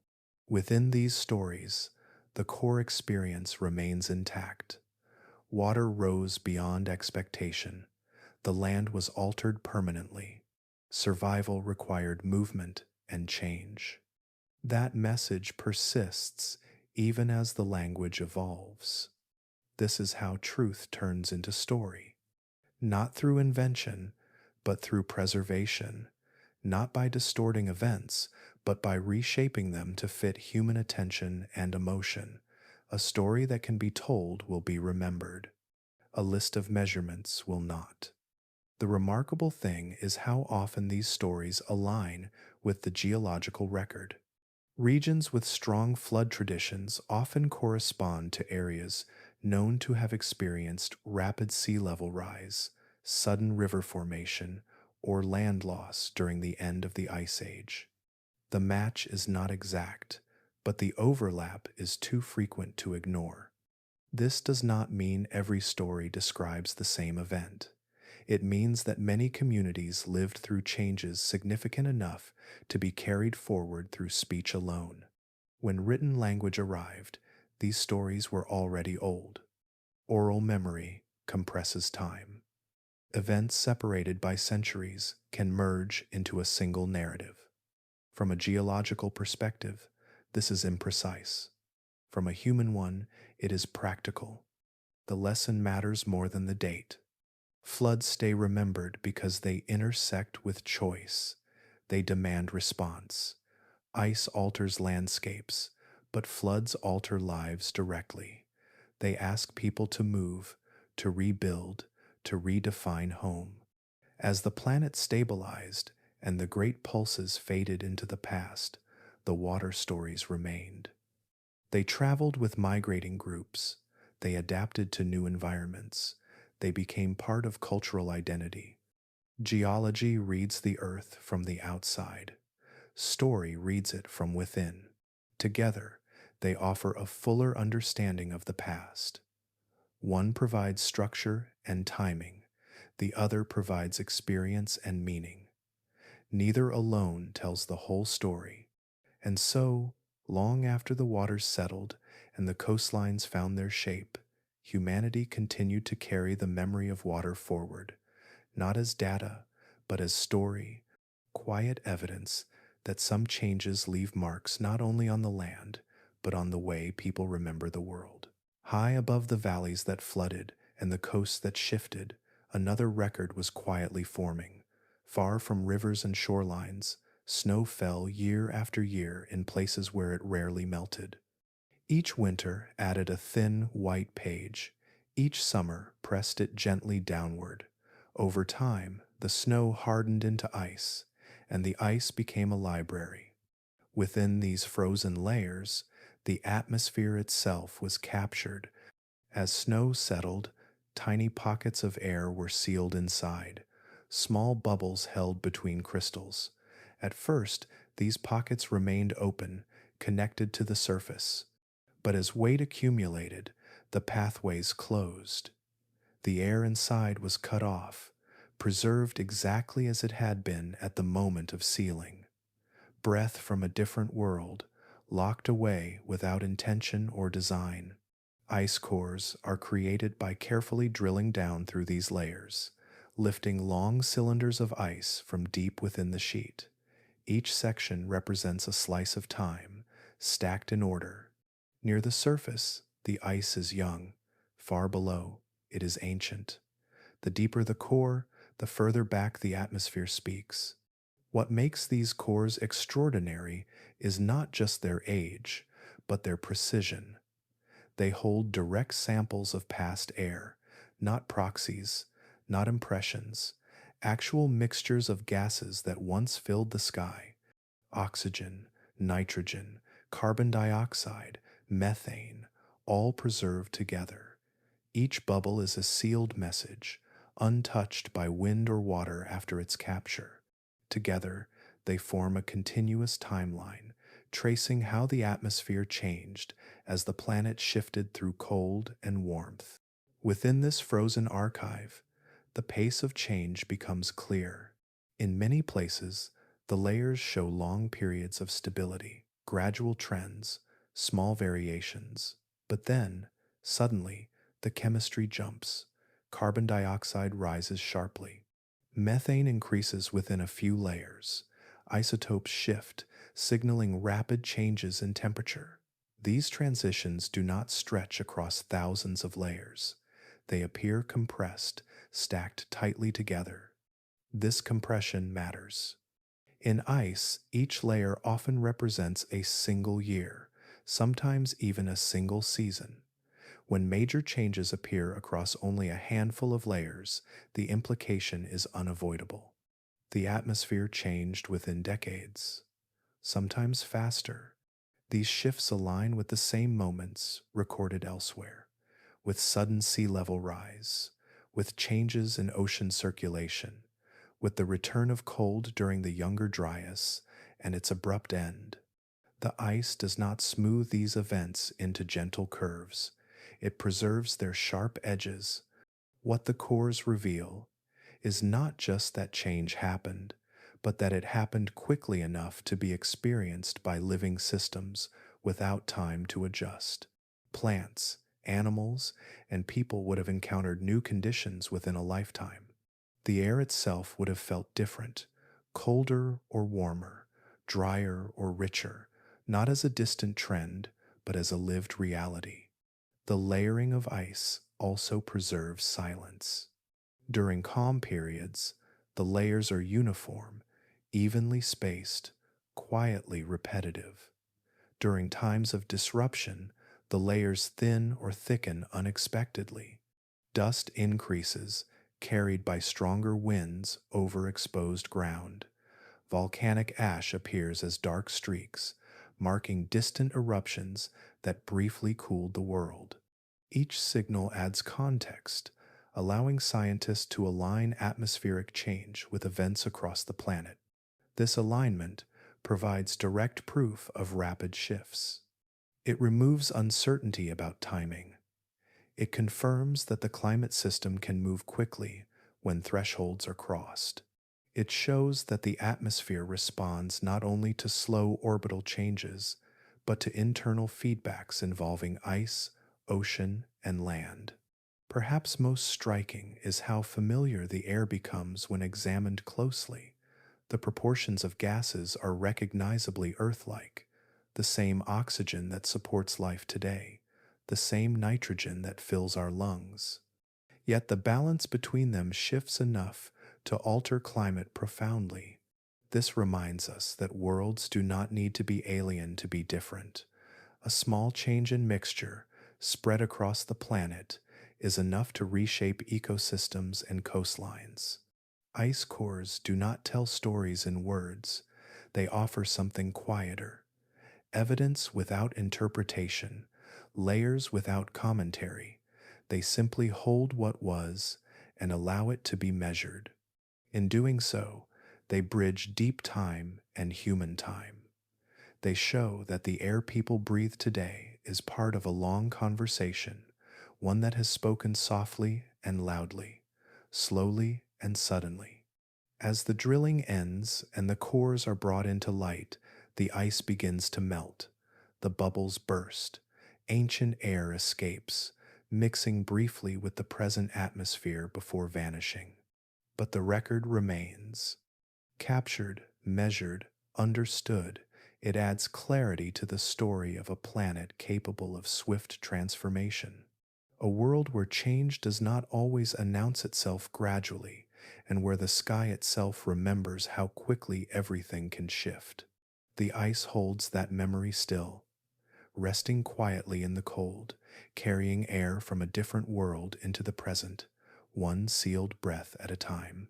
Beneath the shifting surface of the sea, far below waves and currents, the ocean floor collects what the world above releases.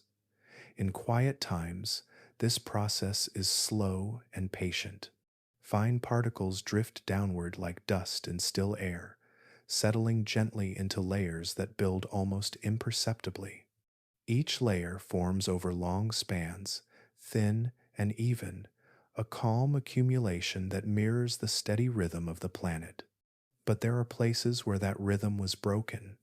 Across wide stretches of the seafloor, scientists have found thick bands of sediment that do not belong to slow time.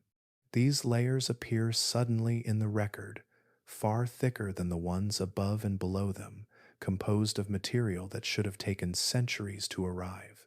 Instead, it came all at once. The texture of this mud tells part of the story. It is poorly sorted, meaning grains of different sizes lie mixed together rather than neatly arranged. Fine silt sits beside coarse sand. Fragments of shell rest alongside mineral grains carried from far inland. This kind of mixture forms when water moves with urgency, lifting and carrying everything it encounters without pause or discrimination. In calm seas, such chaos is impossible. Chemical signatures deepen the mystery. Within these sudden layers, the balance of elements shifts. Isotopes of oxygen and carbon change abruptly, reflecting a large influx of fresh water. Salinity drops. Traces of organic material appear in patterns that suggest rapid burial, plants and microscopic life swept into the ocean before they could decay or be consumed. These fingerprints are precise. They do not suggest gradual dilution. They point to moments when rivers expanded beyond their usual boundaries, pouring meltwater and sediment into the sea faster than currents could disperse them. The ocean received these inputs in pulses, each one leaving a distinct mark before normal conditions returned. What makes this record so powerful is its distance from the source. These sediment layers are found far offshore, sometimes hundreds of kilometers from any ancient coastline. The material did not drift slowly outward over generations. It arrived carried by massive flows, traveling through enlarged river systems and submarine channels that extended across continental shelves, exposed by lower sea levels. Once the water reached the deeper basins, it slowed. The load it carried settled quickly, blanketing the seafloor in a single event. Then, the ocean resumed its quiet work, laying down finer layers above, sealing the disturbance in place. The ocean floor, unlike land, is rarely erased. Wind cannot reach it. Ice does not scrape it clean. Erosion moves slowly in the deep. As a result, it preserves moments that vanish elsewhere. It keeps what falls upon it, holding each episode in sequence. In this way, the ocean acts as a silent witness. It does not reshape itself dramatically in response to floods. It absorbs them. It records their arrival without comment, storing their signatures in mud and chemistry. While coastlines move and rivers change course, the deep sea remains still, accepting everything that settles from above. By studying these layers, scientists can trace the timing of meltwater pulses with remarkable accuracy. They can align sudden sediment deposits with changes in sea level, temperature, and ocean circulation. Each thick band becomes a timestamp, marking when the planet released water faster than usual. The consistency of these deposits across different ocean basins strengthens the picture. Similar layers appear in distant seas, formed at the same time, carrying comparable chemical signals. This agreement confirms that the events driving them were not isolated. They were part of a global system responding to shared pressure. The ocean mud also preserves transitions in life. Microfossils within these layers often show abrupt changes in species composition. Organisms adapted to stable conditions disappear, replaced temporarily by those tolerant of disturbance. Above the layer, as conditions stabilize, the original communities return. This pattern of disruption and recovery mirrors the larger story unfolding on land and in the atmosphere. Sudden change, followed by adjustment, shock, then settling. Unlike stories carried in memory or carved into stone, this record is entirely unspoken. It lies unseen, hidden beneath kilometers of water, accumulating quietly as it always has. Yet it holds some of the clearest evidence that Earth's changes were not always gradual. The ocean does not dramatize what it receives. It does not rush or recoil.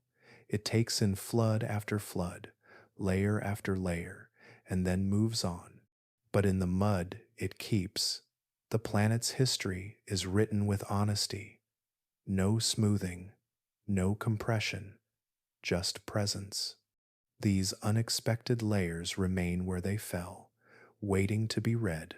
They remind us that even the calmest systems can bear witness to sudden upheaval, and that sometimes the most revealing stories are told not by what stands above the surface, but by what settles quietly below it. As the records from land, sea, and ice are placed beside one another, a quiet truth becomes clear. The end of the Ice Age was not marked by a single overwhelming release. It unfolded through a series of moments, each one distinct, each one responding to the conditions left behind by the last.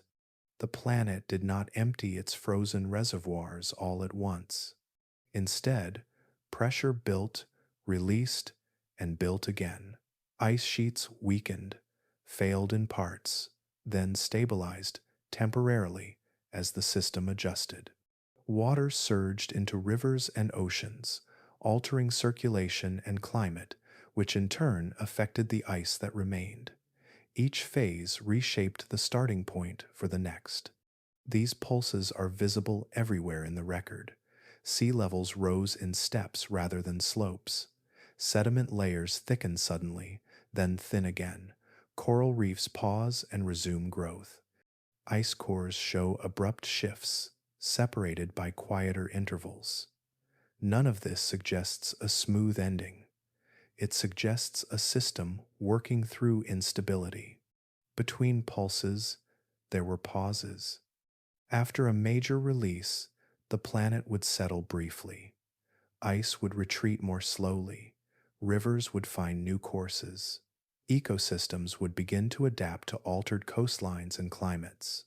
These pauses were not returns to the old world. They were temporary equilibria, moments when feedbacks countered one another just enough to slow the pace of change. But the balance was fragile. Each pause left ice sheets thinner and more fractured. Each adjustment in ocean circulation altered how heat and moisture were distributed. Each migration of plants, animals, and people reshaped landscapes in subtle ways. When the next threshold was crossed, the response came faster, not slower. This staged failure reflects how complex systems behave under stress. They rarely collapse in a single motion. They respond unevenly, shedding pressure where they can, holding it where they must, until holding becomes impossible. The Earth was not breaking. It was reorganizing. Ice sheets failed in sections because their foundations differed.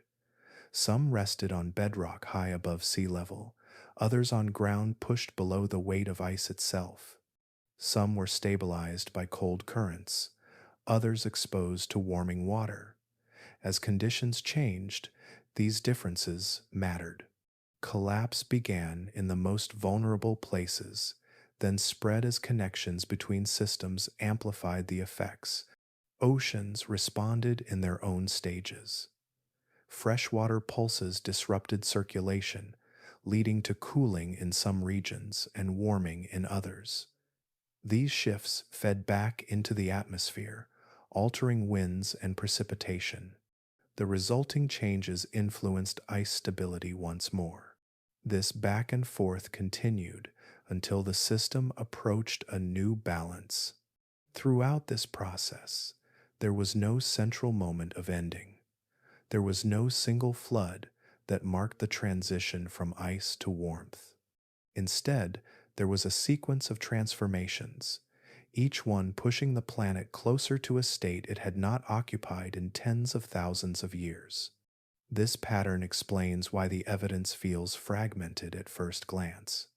One region records catastrophic flooding, another shows gradual retreat, a third preserves sudden cooling.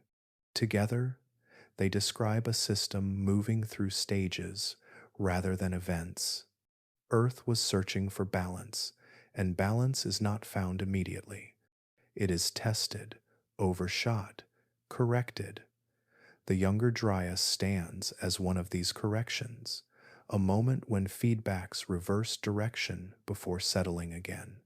Other pauses left their own signatures, quieter but no less real. From a human perspective, this can be difficult to grasp. We often look for beginnings and endings, clear lines that separate one era from another. The planet does not think in these terms. It transitions through states, sometimes hesitantly, sometimes abruptly. The end of the Ice Age was one such transition. It did not conclude with a final act. It eased into the present through fits and starts, through pulses of water and pauses of adjustment, through collapses that reshaped the land and recoveries that allowed life to continue. What remains remarkable is that the system never lost coherence. Despite the instability, despite the sudden changes, Earth did not spiral into chaos. It continued to respond, to redistribute energy, to seek configurations that could hold. Over time, the pulses grew smaller, the pauses lengthened. Ice retreated into polar regions and high mountains. Sea levels approached their modern range. Currents found more stable paths. The system began to breathe more evenly. The end was not a flood, but a process. A long, uneven passage from one world to another, guided by physics rather than intention. A reminder that endings in nature are rarely singular moments. They are journeys shaped by repetition, correction, and quiet persistence, as the planet moves steadily toward a balance that is never permanent but always temporary. After the pulses slowed and the great movements of water eased, the planet entered a quieter phase. Not silence, but steadiness. The oceans, having climbed their invisible steps, began to linger at a level that no longer shifted with each generation. For the first time in thousands of years, the boundary between land and sea started to feel familiar. Shorelines stabilized. This did not happen everywhere at once, and it did not arrive with certainty. The sea still advanced and retreated with storms and seasons, but the long, relentless inland march came to an end. Beaches formed and remained. Estuaries found enduring shapes. Tides learned the same rhythms again and again, no longer rewriting the map with each century. Along the edges of continents, new landscapes took hold. Salt marshes spread where fresh and marine waters mixed. Deltas built outward slowly, layer by careful layer, as rivers delivered sediment into calmer seas. Coral reefs resumed their steady upward growth, keeping pace with water that finally moved slowly enough to follow. For life, this stability mattered. Plants rooted themselves near coasts without fear of sudden drowning. Animals adapted to predictable shorelines, building migrations and breeding patterns around places that would still exist the following year.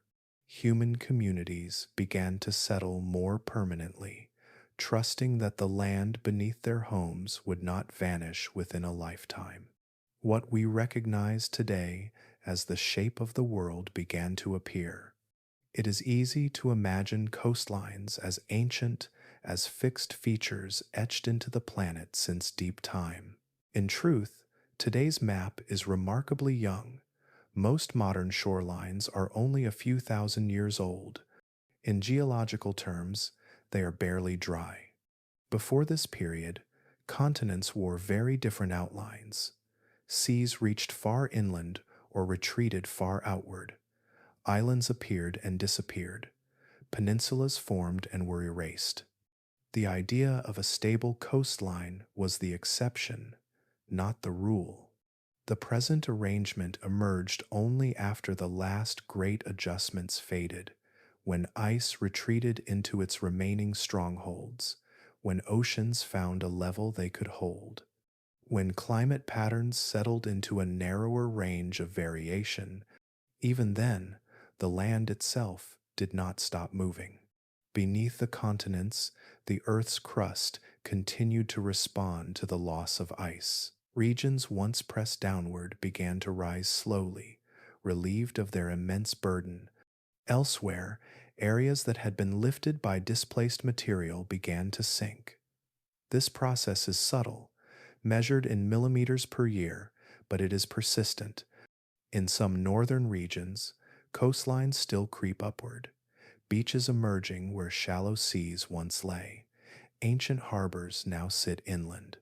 Shells are found far above the current tide line, reminders that the land is still adjusting its posture. In other places, the opposite occurs. Coasts sink gently, inviting the sea to reclaim ground even without rising water. Deltas compact under their own weight. Sediments settle. The boundary between land and ocean shifts not because the sea advances, but because the ground beneath yields. These movements remind us that stability is relative. The coastlines we know feel permanent because they change slowly on human timescales. But they are not finished. They are still settling, still responding to forces set in motion long ago. What changed at the end of the Ice Age was not that movement ceased, but that its pace became manageable. The planet shifted from dramatic rearrangement to quiet adjustment, from pulses and collapses to long, gentle drift. This calmer world allowed complexity to flourish. Forests matured, wetlands expanded, human societies deepened their relationship with place. Trade routes followed dependable coasts. Harbors formed where water met land predictably enough to build upon. The birth of modern coastlines created the stage on which much of recent history would unfold. Yet beneath this calm surface lies memory. The rocks beneath beaches remember when waves broke far inland. The sediments beneath deltas remember torrents that once rushed where rivers now flow gently. The continental shelves, drowned beneath shallow seas, remember when they were dry ground crossed by people and animals. The map we carry today is a snapshot, not a conclusion. It reflects a moment when Earth's systems aligned just enough to hold still for a while. A pause long enough for civilization to grow, for stories to be written, for cities to rise along shores that seemed dependable. As the planet continues its slow settling, these coastlines remain young, borrowed from a brief window of balance. They stand as evidence not of permanence, but of timing. A reminder that the world we recognize is the product of recent calm, resting atop a history of motion, and that even now, the continents are still finding their place beneath the sea and sky. As the coastlines found their shape and the waters paused, it became tempting to imagine this calm as a natural conclusion, a sense that the planet had finally settled into the way things were meant to be. Yet Earth has never made such a promise. Stability, when it arrives, is not a guarantee. It is a phase. The planet carries within it many possible states: ice covered and ice free, warm and cold, wet and dry. These are not accidents or mistakes. They are expressions of balance shifting between forces that never stop acting. Sunlight changes with orbital cycles. Continents drift. Atmospheres thicken and thin. Oceans move heat from place to place. When these influences align, the world can rest for a while. When they drift apart, the system searches for a new arrangement. This is how Earth flips states. Not suddenly in every case, but decisively once thresholds are crossed. Small changes accumulate quietly, often unnoticed, until they push the system beyond what it can comfortably hold. Then feedbacks engage. Ice reflects more sunlight and cools the planet further. Warming melts ice and darkens surfaces, allowing more heat to be absorbed. Freshwater alters ocean circulation. Circulation shifts affect climate. Each response feeds the next. These feedbacks are not violent by intent, they are corrective. They move the planet toward a configuration that can exist under the new conditions. From this perspective, calm is unusual. Long stretches of relative stability stand out in the geological record precisely because they are rare. They are the intervals when feedbacks balance one another just enough to slow change to a human scale. When coastlines hold, when climates remain familiar, when ecosystems have time to diversify without constant rearrangement. Most of Earth's history does not look like this. It is marked by transitions, by advances and retreats, by pulses and pauses, by periods of intense reorganization followed by quieter chapters. The calm we experience today is one of those quieter chapters, and like all such chapters, it is temporary. Violence, in this context, does not mean chaos or destruction for its own sake. It means rapid change, sudden release, the breaking of old structures that no longer fit the conditions they were built under. Ice collapses, floods surge, currents stall, atmospheres shift. These are the reset mechanisms of the planet. They clear accumulated tension and redistribute energy. They allow the system to move forward rather than remain locked in an unstable configuration. This does not make Earth hostile, it makes it dynamic. Life itself has evolved alongside these resets. Species expand during calm periods and contract during upheaval. Some vanish, others adapt. New forms emerge in the spaces left behind. Over time, complexity grows not despite change, but because of it. The end of the Ice Age fits this pattern. It was not a gentle handoff from cold to warmth. It was a reorganization driven by thresholds and feedbacks, by pulses of water and pauses of adjustment. The resulting world was not predetermined. It emerged from the interactions of systems responding to new conditions. Recognizing this changes how the present is understood. The stability we experience is not the baseline. It is the exception. It is a fortunate alignment of variables that allows long-term planning, agriculture, and civilization to exist. It rests on systems that are always active, always responding, even when their movements are slow. The planet is not broken when it changes quickly. It is functioning. This understanding does not demand fear or resignation. It invites humility, a recognition that the Earth does not operate on human expectations of gradualism or permanence. It moves according to physics, chemistry, and energy, not comfort. When violence appears in the geological record, it is not a failure of the system. It is evidence of adjustment, a sign that the planet has reached a point where existing structures can no longer hold. The calm that follows is not a reward, it is a consequence. It arrives once energy has been redistributed, once feedbacks have found a new balance, once the system can rest again, even briefly. These intervals allow life to flourish in remarkable ways. They are precious not because they are guaranteed, but because they are fleeting. As Earth continues its long journey through time, it will flip states again, not because it chooses to, but because the forces shaping it never stop. The specifics will differ, the mechanisms will vary, the outcome will be new. What remains constant is the pattern, a planet that never promised stability, yet offers it occasionally, a world shaped by motion, capable of calm, but defined by change. And within that rhythm, a story that continues to unfold, quietly and without urgency, as Earth does what it has always done, adjusting itself to the moment it finds itself in. As the planet settled into the relative calm that shaped modern coastlines and familiar climates, the forces that once drove rapid change did not disappear. They softened, redistributed, and retreated into quieter roles, but they remained part of the system. The Earth of today is not the Earth of the great meltwater pulses. The differences matter, and they are real. Ice sheets are smaller, sea levels are higher. Continental shelves that once funneled massive floods now lie submerged beneath shallow seas.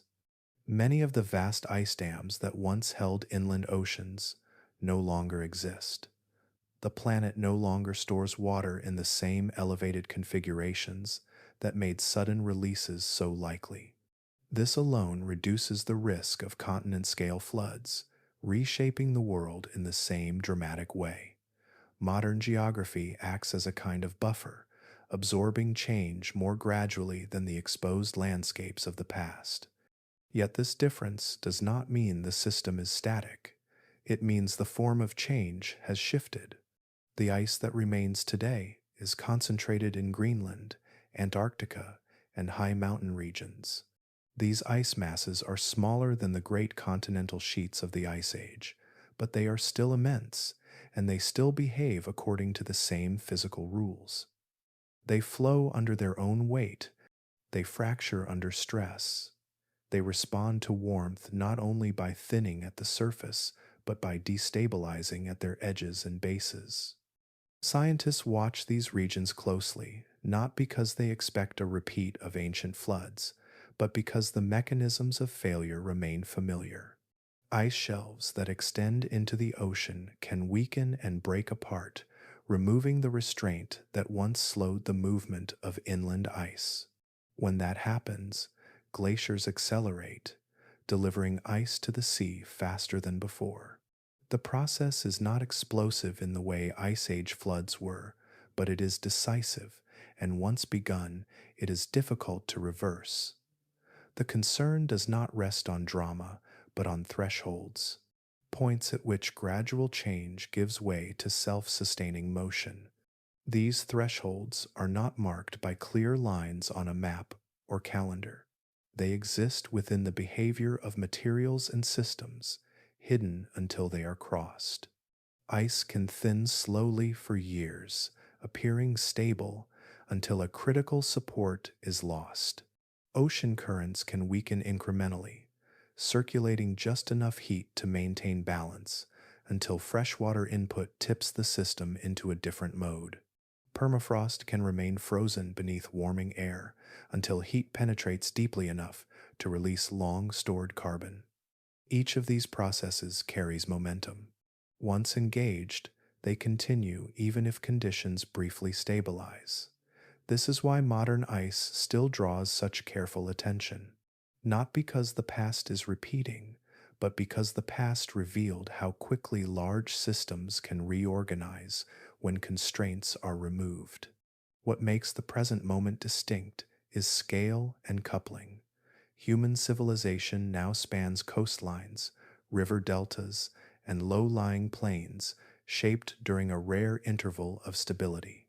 The calm that followed the Ice Age allowed cities, agriculture, and global networks to form in places that assumed slow change as a baseline.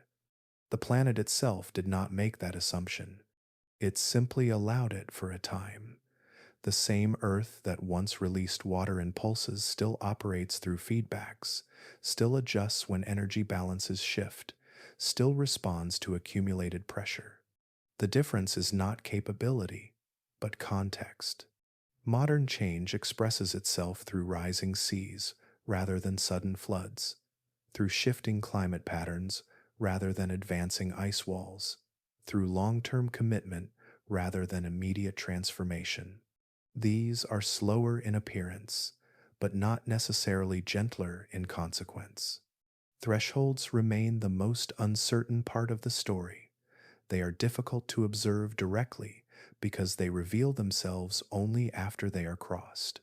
Models attempt to describe them, records hint at their existence, and experiments capture pieces of their behavior, yet the exact moment when a system transitions from resilience to failure remains elusive. This uncertainty is not ignorance, but humility in the face of complexity. Earth systems do not announce their limits clearly. They absorb change, adapt quietly, and then respond in ways that feel sudden only because the preparation happened out of sight. The story of the Ice Age ending was never a warning written for the future. It was simply a record of how the planet behaves when pushed beyond familiar bounds. That behavior has not changed. What has changed is the arrangement of the world built during a pause. The calm that shaped coastlines and civilizations was real, but it was never permanent. Understanding this does not mean expecting catastrophe. It means recognizing that stability is conditional, and that the same planet which once reshaped itself through pulses and collapses continues to search for balance, slowly and quietly, beneath the surface of the world we know. From the outside, ice appears predictable. It grows when the world cools and shrinks when warmth returns. This simple image suggests a smooth relationship between cause and effect, as if ice responds like a dial slowly turning in one direction or another, but the deeper record tells a different story. Ice sheets do not follow gentle curves. They do not retreat in tidy increments that mirror rising temperature. Instead, they linger, resist, and then change abruptly. Their behavior is shaped less by gradual trends and more by thresholds hidden within their structure, thresholds that remain invisible until they are crossed. An ice sheet is not a single object. It is a layered system built over tens of thousands of years, resting on uneven ground, interacting constantly with air, ocean, and rock. Some parts are thick and slow-moving. Others are thinner, stretched toward the sea, already under tension. The surface may appear calm, while the base slides, lubricated by meltwater trapped beneath. Warm ocean water can thin ice from below, even as cold air preserves it above. These competing influences do not cancel each other out. They store stress. Over time, the system becomes primed for change without showing obvious signs at the surface. This is why collapse is non-linear. For long periods, little seems to happen. Ice may thin gradually, retreating only slightly year after year. Then a support fails, a grounding line shifts, an ice shelf fractures and drifts away. The resistance that once slowed the flow inland disappears, and movement accelerates. What had been held in balance by friction and geometry suddenly finds a new path. The response is not proportional to the initial change. A small shift in conditions can produce a large outcome. These moments are tipping points. They are not evenly spaced or easily predicted. They depend on local conditions, on how ice is shaped, where it is anchored, how water moves beneath it, and how heat reaches it. Once crossed, the system reorganizes itself rapidly, not because forcing has increased dramatically, but because restraint has been removed. The ice does not decide to move faster, it simply can. After such a shift, slowing the process is difficult. Even if temperatures stabilize, the ice may continue to retreat because the geometry has changed. Slopes steepen, flow paths widen, feedbacks engage. The system follows its new configuration until another stabilizing condition appears. This is why ice sheet behavior often looks sudden in hindsight. The preparation happens quietly, out of view, and the visible response arrives late. Prediction becomes hard because these thresholds are not marked clearly in advance. They cannot be measured with a single number. They emerge from interactions across scales, from microscopic cracks to continent-wide flow. Models attempt to represent these processes, but they rely on approximations. The physics of ice is known in principle, yet the exact arrangement of stress and support within a real ice sheet is complex and constantly changing. The past shows this clearly. Records of ice retreat do not form smooth arcs. They show pauses, jumps, reversals, and rapid losses. Long intervals of apparent stability are followed by sudden change. These patterns are not noise. They are signatures of non-linear behavior. This challenges the way people often imagine environmental change. Linear thinking assumes that tomorrow will resemble today, only slightly warmer or cooler. Non-linear systems do not work that way. They can absorb change quietly, giving the impression of resilience, until a boundary is crossed. Then the future no longer resembles the recent past. Ice sheet collapse is therefore less like melting wax and more like a structure losing its supports. It holds until it cannot, and then it adjusts quickly to a new form. This adjustment is not chaotic, but it is decisive. It follows physical rules, not human expectations. Understanding this does not mean abandoning prediction. It means reframing it. Instead of asking how fast ice will melt year by year, scientists look for signs of approaching thresholds. Changes in flow speed, thinning at key margins, warming at the base, shifts in ocean circulation that deliver heat to vulnerable areas. These signals do not give exact timelines, but they reveal direction and risk. The discomfort lies in uncertainty. Nonlinear systems resist precise forecasting. They remind us that knowledge has limits, not because the science is weak, but because the system is complex. Earth does not offer guarantees of smoothness.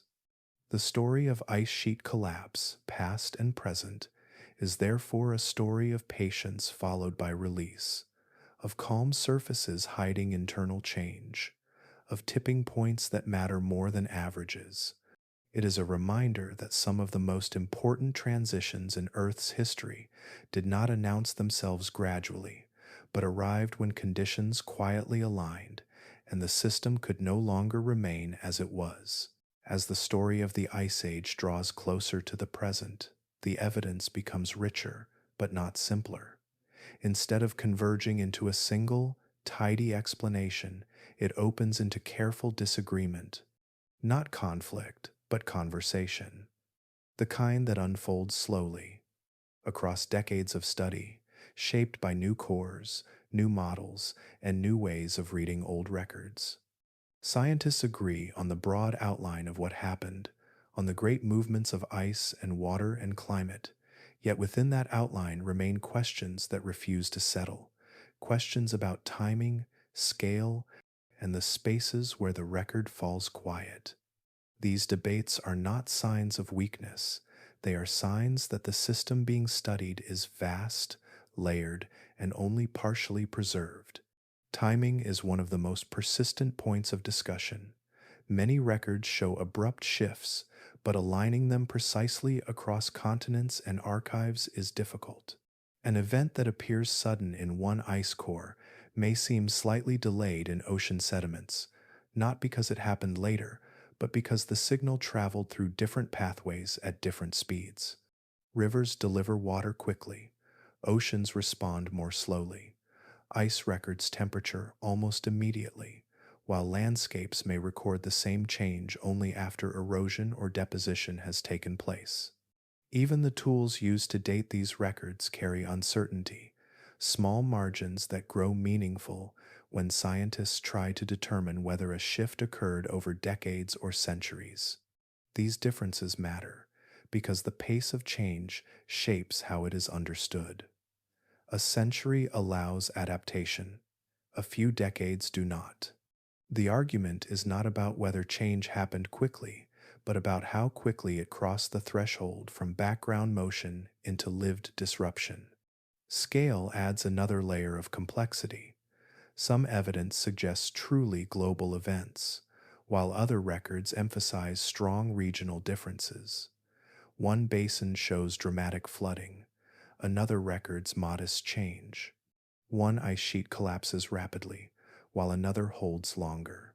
Scientists debate how these variations fit together. Was there a dominant pulse that affected the entire planet at once, or a sequence of overlapping regional events that together created the appearance of global synchrony? The answer may be both. Earth systems are connected, but they do not respond uniformly. Heat moves differently than water. Ice reacts differently depending on its grounding and geometry. What looks like a single event when averaged across the globe may have been experienced as staggered change, unfolding unevenly from place to place. Understanding scale means accepting that the planet can behave coherently without behaving identically everywhere. Missing data may be the most challenging uncertainty of all. Large portions of the past have been erased or never recorded clearly. Coastlines that once held critical evidence now lie submerged beneath rising seas, inaccessible or disturbed by later processes. Ice that once preserved atmospheric snapshots has melted away entirely, taking its record with it. Rivers have reworked their own histories, cutting through older deposits and redistributing them downstream. Even the deep ocean, so good at preserving layers, mixes and blurs signals over time. What remains is incomplete by nature. Scientists must work with fragments, stitching together stories from what survived rather than what once existed. This means some answers may never be final. There will always be gaps where inference replaces direct observation. These uncertainties do not cancel the story, they give it texture. They remind us that Earth's history is not a perfectly kept archive, but a living record shaped by the same forces it documents. The debates themselves reveal something important. They show how difficult it is to pin down the behavior of a system that operates across so many scales of space and time. They also show how much has already been learned, despite those limits. The fact that timing, scale, and missing data can be discussed at all means that the core signals are strong enough to survive scrutiny. What scientists continue to argue about are the edges, not the center. They debate the order of events measured in decades, not whether ice collapsed. They debate the reach of pulses, not whether seas rose. They debate how much was lost from the record, not whether the losses mattered. These conversations refine understanding rather than undermine it. They keep the story open, responsive to new evidence, and honest about uncertainty. In a way, these arguments echo the planet itself. Just as Earth adjusted through pulses and pauses, science advances through revision and refinement. Each new core, each improved model, each rediscovered site adds clarity in some places and raises new questions in others. The picture becomes sharper, even as its complexity grows. This is not a failure to conclude, it is a reflection of reality. The end of the Ice Age was not a single moment that can be pinned to a precise date and description. It was a transformation that unfolded unevenly, leaving behind traces that overlap, diverge, and sometimes disappear. Scientists continue to listen to these traces carefully, aware that certainty has limits and that understanding deep time requires patience. In the quiet space between what is known and what remains debated, the planet's story continues to deepen, not as a closed chapter, but as a living record still being read. As the conversation continues and the evidence deepens, the timeline itself begins to shift, not dramatically, but steadily, as if the past were being brought into sharper focus, one careful adjustment at a time. What once appeared as broad intervals now resolves into finer detail. Moments that seemed stretched across centuries compress into decades. Other changes, once thought sudden, reveal hidden stages. This refinement does not overturn the story already told. It adds texture, depth, and humility to it, reminding us that Earth's history is not fixed on the page, but slowly clarified as our tools improve. One of the most powerful drivers of this change is improved dating. Techniques for measuring time have grown more precise, allowing scientists to narrow uncertainty without pretending to eliminate it. Radiocarbon methods have been refined. Calibration curves now account more carefully for variations in atmospheric composition. Sediments can be matched to volcanic ash layers, whose ages are known with increasing accuracy. Ice core layers are counted and cross-checked against chemical signals that rise and fall together across distant regions. Each improvement trims the margins just enough to reveal new relationships between events that once seemed loosely connected. With better dates comes better alignment. Flood deposits can be matched more confidently to meltwater pulses recorded in the oceans. Sudden cooling episodes align more closely with shifts in circulation inferred from marine records. Human migrations appear to coincide more clearly with environmental transitions, not because the story is becoming simpler, but because the timing is becoming more honest. The overlaps grow sharper, the gaps become more visible. The rhythm of change feels less blurred. Alongside improved dating, models of Earth systems have become more capable of capturing complexity. Early models relied on broad assumptions, smoothing the planet into averages that made calculation possible but detail elusive. Newer approaches allow ice sheets to behave more realistically, flowing, fracturing, and responding to ocean heat in ways that resemble what is observed today. Ocean circulation models now include freshwater pulses, layered mixing, and feedbacks that once had to be simplified away. Climate models link atmosphere, ocean, and ice more tightly, allowing patterns to emerge rather than be imposed. These models do not predict the past perfectly, they test it. By running simulations forward and backward, scientists can explore which combinations of conditions reproduce the patterns preserved in ice, mud, and stone. When a model produces stepped sea level rise instead of smooth curves, or abrupt cooling followed by rapid warming, it lends confidence to the interpretation that the planet truly behaved that way. When it fails, it reveals where understanding is incomplete, guiding attention toward missing processes or overlooked interactions. As a result, the timeline becomes less rigid and more alive. Events once grouped together are sometimes separated. Others, once treated as independent, are revealed to be linked. The end of the Ice Age no longer looks like a single chain reaction, but like a woven fabric, with threads crossing, tightening, loosening, and occasionally snapping. The sequence is still there, but it is more nuanced than earlier outlines suggested. What is most striking is that these refinements often reveal faster change, not slower. As uncertainty narrows, the evidence for rapid transitions becomes harder to dismiss. Decade scale shifts emerge more clearly from the noise. Pauses and accelerations stand out as deliberate features of the system rather than artifacts of poor resolution. The planet appears less patient than once assumed, more capable of decisive adjustment when conditions align. Yet with each improvement comes restraint. Scientists are careful not to claim final answers. The better the tools become, the more clearly the limits of preservation appear. Some records are gone forever. Some coastlines are drowned beyond recovery. Some ice has melted without leaving a trace. No amount of modeling can recreate what was never recorded. This awareness keeps the story open. The timeline continues to be rewritten not because the past is unstable, but because understanding is. Each discovery sharpens some edges while softening others. Each refinement replaces certainty with better questions, not fewer ones. The shape of events remains, but their texture evolves.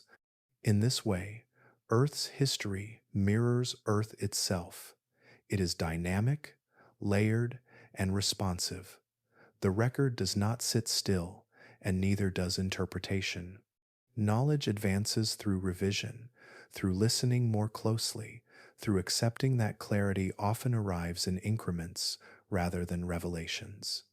The story of the great floods, the collapsing ice, and the reshaping of the world is not nearing its conclusion. It is becoming more precise, more grounded, and more complex at the same time. With every core drilled, every sediment layer dated, every model refined, the timeline shifts slightly, not away from truth, but toward it. And so the past remains active, not as a closed chapter, but as a landscape still being explored, where each new path reveals another angle on a world that changed faster than it once seemed, and whose story is still quietly being rewritten.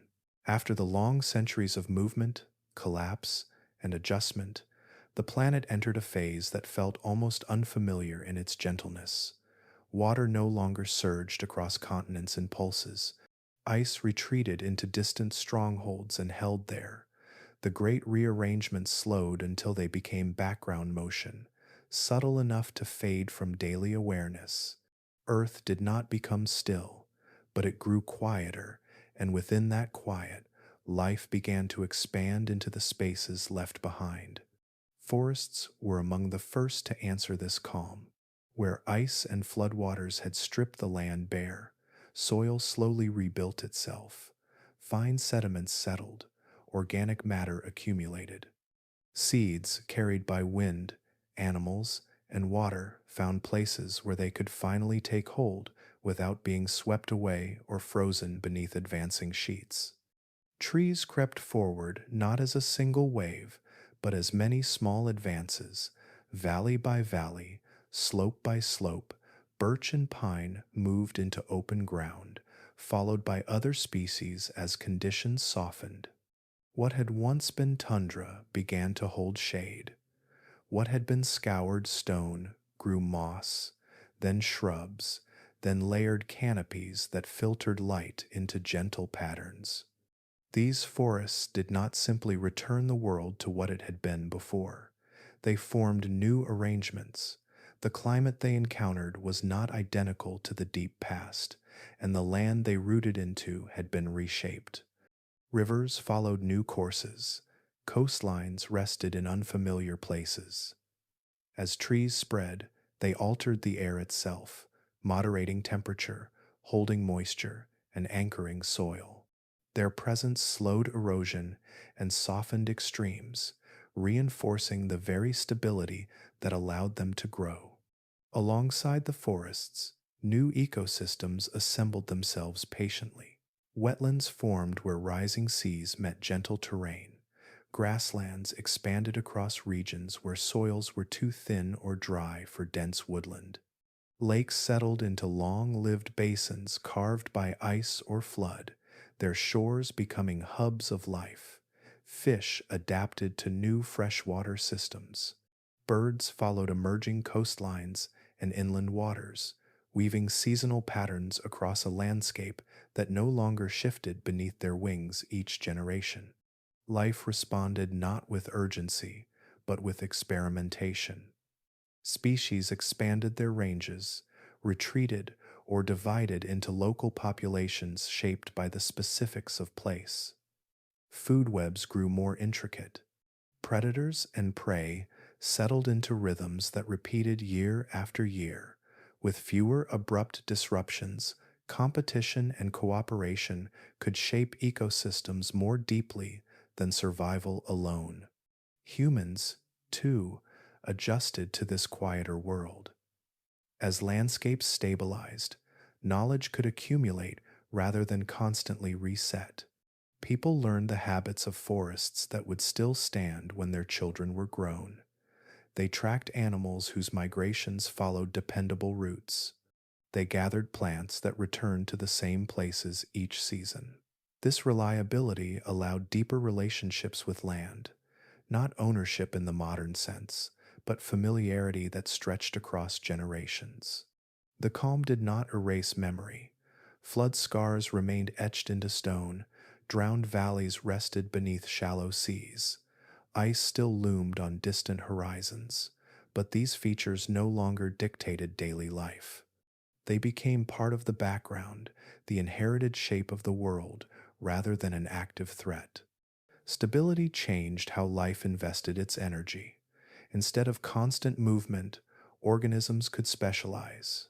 Instead of broad tolerance, niches deepened. This specialization made ecosystems richer, more productive, and more interconnected, but also more dependent on the persistence of conditions that allowed them to form. The quiet world encouraged complexity, and complexity flourished. From a geological perspective, this period may appear uneventful. Layers stack neatly, changes unfold slowly, yet from within the system, it is a time of profound construction. Soils deepen, forests mature, relationships between species multiply. The groundwork for long-term abundance is laid not through dramatic events, but through repetition and continuity. What followed the great upheavals was not an ending, but a settling into balance that felt generous precisely because it was earned.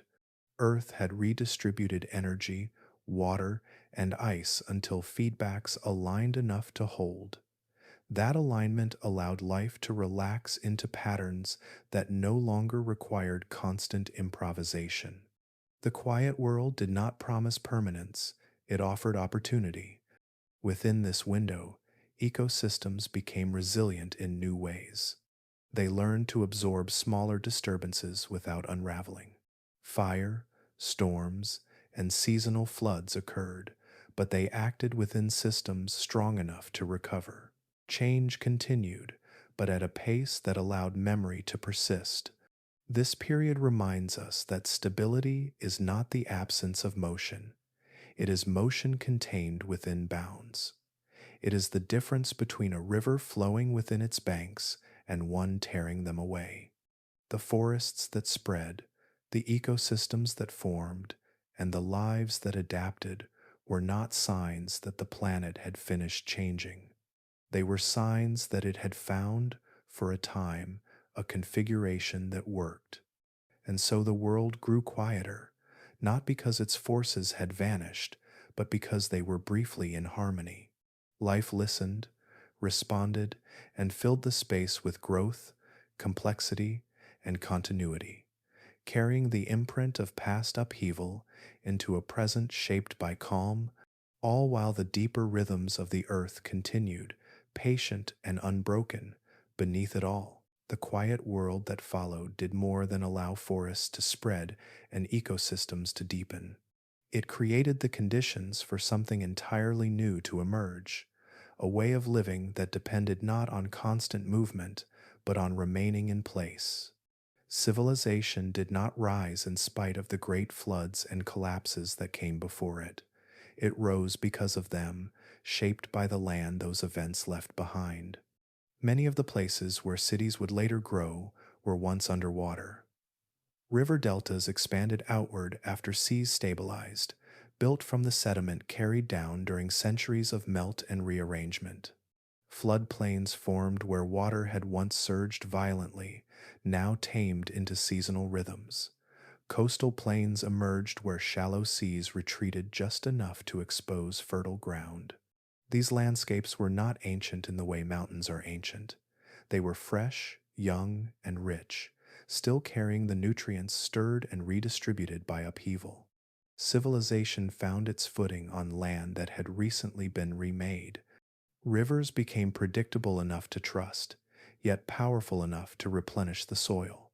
The same processes that once erased valleys now laid down thick layers of silt during annual floods. In these places, agriculture took hold not because the land was gentle, but because it was generous. Crops thrived in soils renewed by water. Seasons repeated reliably enough to plan for planting and harvest. The memory of catastrophic flooding remained, but its scale had diminished into something that could be managed, anticipated, even welcomed. Farming itself was shaped by this post-flood earth. Early agricultural systems followed the contours left behind by water. Fields spread across floodplains.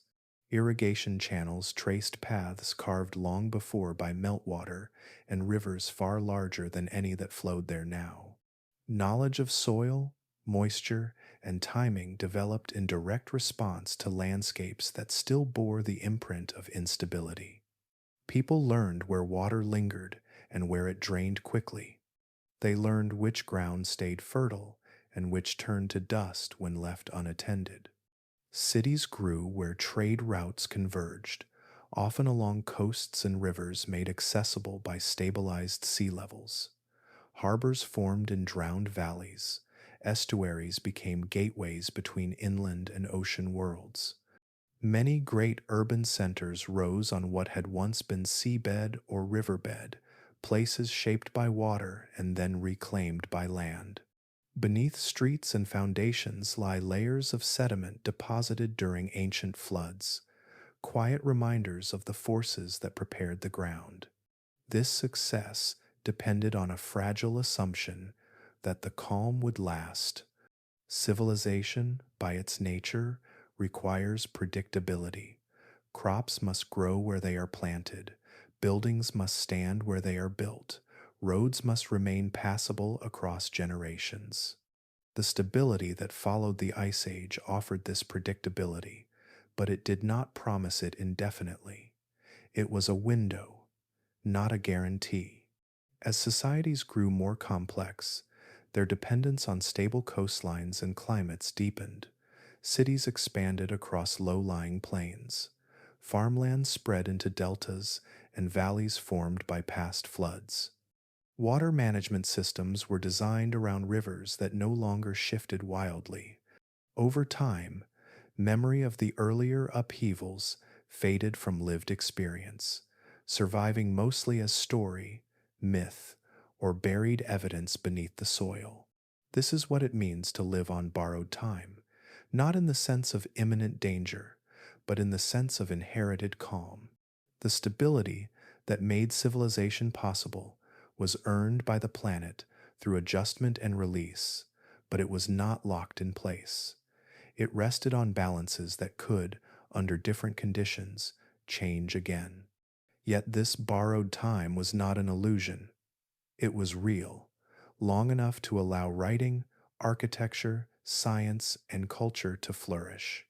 It allowed humans to turn attention inward, to refine tools, ideas, and relationships rather than constantly responding to environmental disruption. It allowed history to be recorded rather than simply survived. The irony is gentle but profound. The very floods and collapses that once made large regions uninhabitable created the fertile grounds where cities would later rise. The same water that erased landscapes also built them anew. Civilization stands not as a rejection of Earth's volatility, but as one of its outcomes.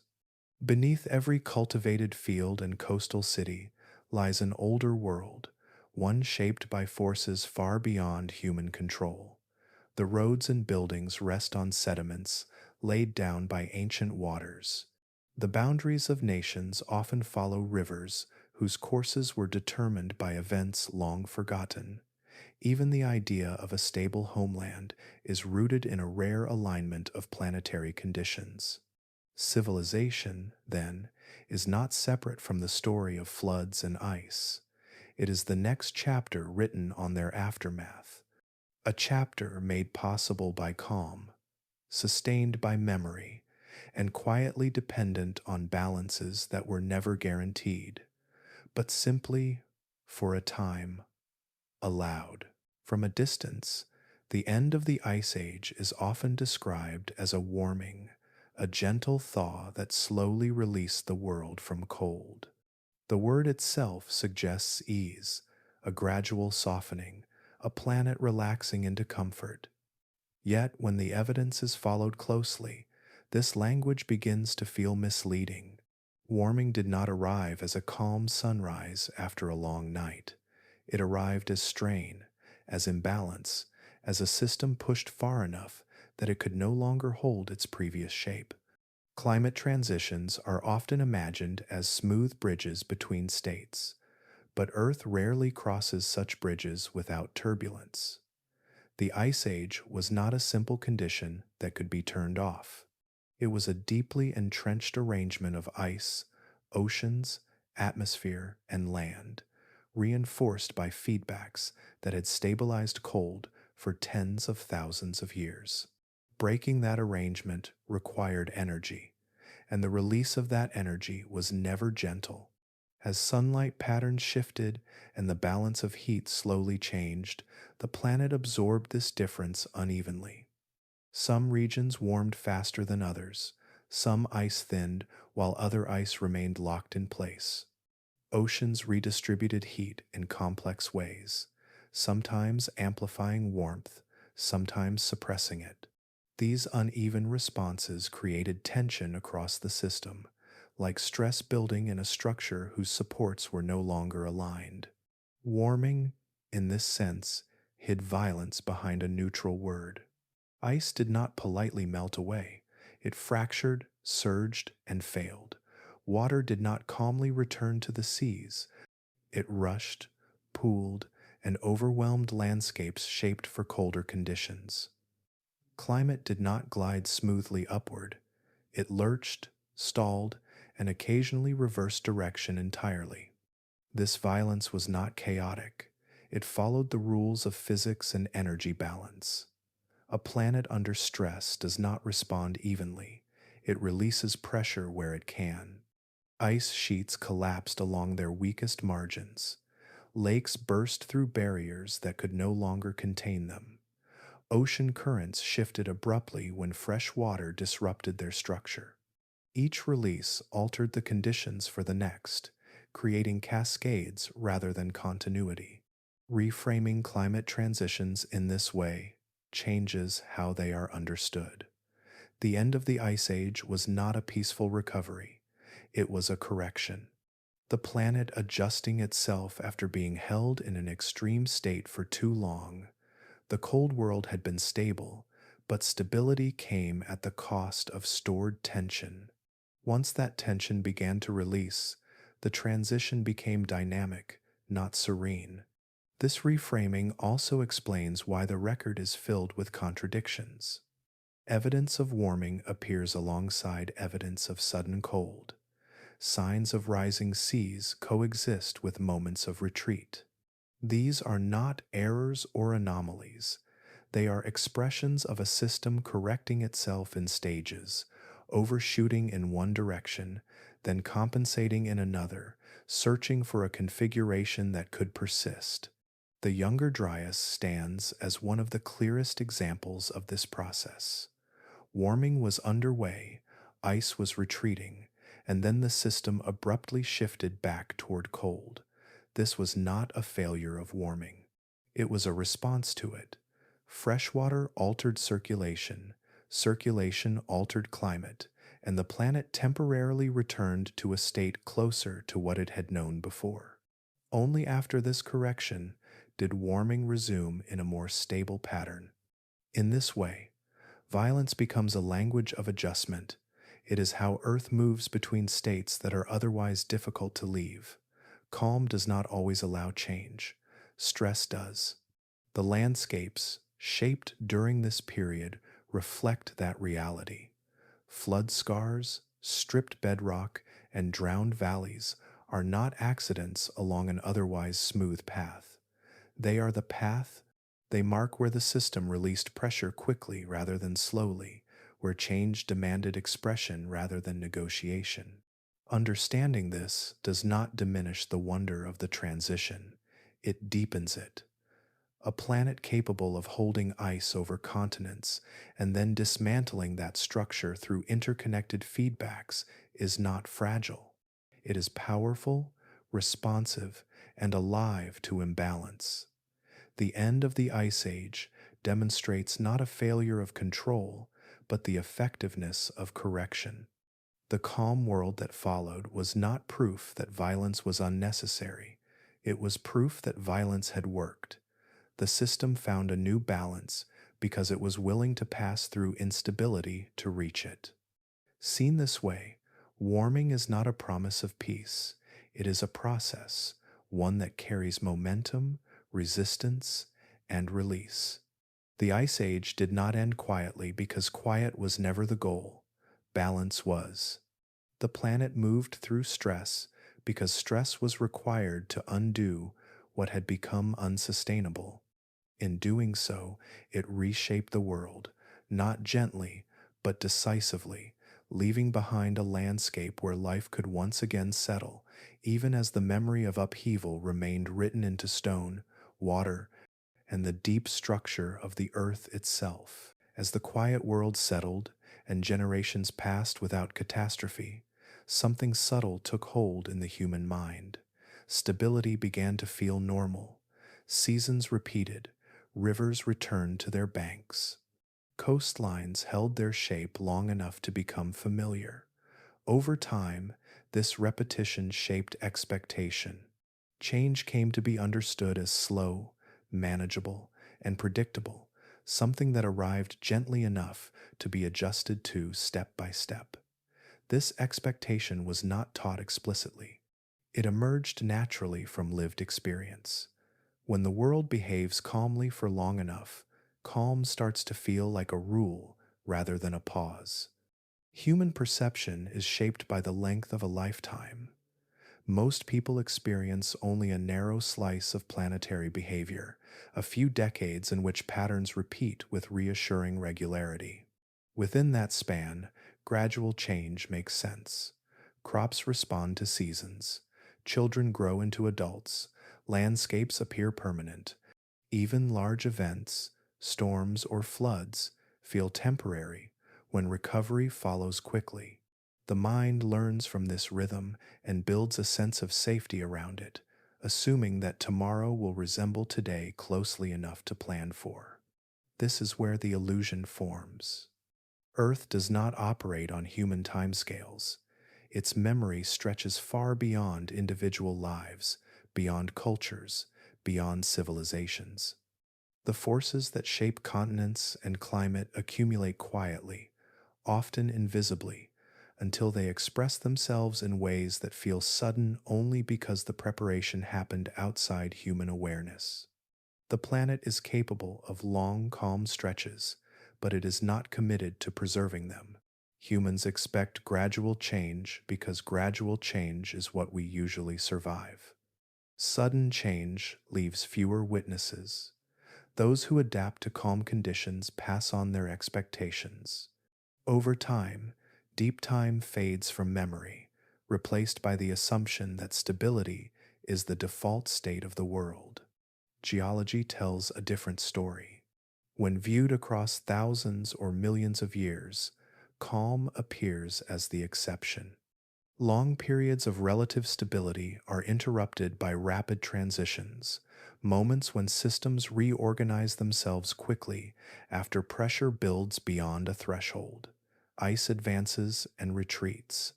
Seas rise in steps. Forests spread and vanish. These changes are not evenly paced. They cluster. They accelerate. They correct. The danger of the psychological illusion lies not in optimism, but in forgetting scale. When deep time is ignored, the past appears gentler than it truly was. Floods become legends. Ice ages become abstract. The violence of transition is softened by distance and language, reduced to background information rather than lived reality. Without this context, stability feels earned and permanent rather than conditional and temporary. Forgetting deep time also reshapes how warning signs are interpreted. Slow change is noticed. Rapid change feels surprising.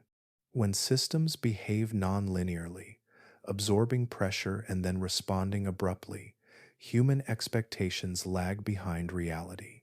By the time change becomes obvious, it is often already underway. This does not mean humans are flawed for expecting gradualism. It means our perception is local, while Earth's behavior is global and cumulative. The mind evolved to navigate immediate environments, not planetary systems. It is tuned to continuity because continuity allowed survival in a world that, for a time, offered it. The illusion of safety is therefore understandable, but it carries risk. It encourages the belief that tomorrow will always look like today, and that change, if it comes, will arrive slowly enough to manage. Deep time reminds us that this is not always how the planet behaves. The end of the Ice Age stands as a quiet correction to that belief. From within the calm that followed, it is easy to imagine the transition as gentle. From within the record, it is anything but. The difference lies in perspective. Seen close up, stability dominates. Seen across deep time, instability becomes the driver of transformation. Remembering deep time does not require fear, it requires context. It places present calm within a longer rhythm, one that includes both balance and disruption. It reminds us that safety is not an inherent property of the planet, but a condition that arises when forces align. When deep time is forgotten, the present feels inevitable. When it is remembered, the present feels precious. The illusion of safety dissolves, not to replace calm with anxiety, but to replace assumption with understanding. Earth rarely delivers change gradually, because gradual change is not always enough to restore balance. Sometimes pressure must be released quickly. Sometimes systems must fail in order to reorganize. The quiet world exists, but it exists within a much larger story, one that continues to unfold regardless of human expectation. To remember deep time is to see stability not as a promise, but as a moment, and to understand that the calm we inhabit is part of a rhythm far older and more powerful than any single era. In that understanding, there is not alarm, but clarity, a recognition that safety is real, but borrowed, and that the earth beneath it has never stopped moving. When the long arc of floods, ice, and rearranged continents is viewed as a whole, a deeper lesson begins to surface, one that goes beyond any single event or era. The floods do not simply tell us that water once moved quickly or that ice once failed. They reveal how Earth behaves when its systems are placed under sustained pressure. For long stretches of time, the planet absorbed imbalance quietly. Ice accumulated, water was locked away, heat distribution shifted slowly. On the surface, much appeared stable, even frozen into permanence. Yet beneath that calm, stress was building, stored within ice sheets, ocean circulation, and atmospheric patterns that were being pushed farther from equilibrium with each passing century. The floods were not random interruptions in this process. They were the release points, moments when the system could no longer contain what it had been holding. Pressure in Earth systems does not announce itself loudly.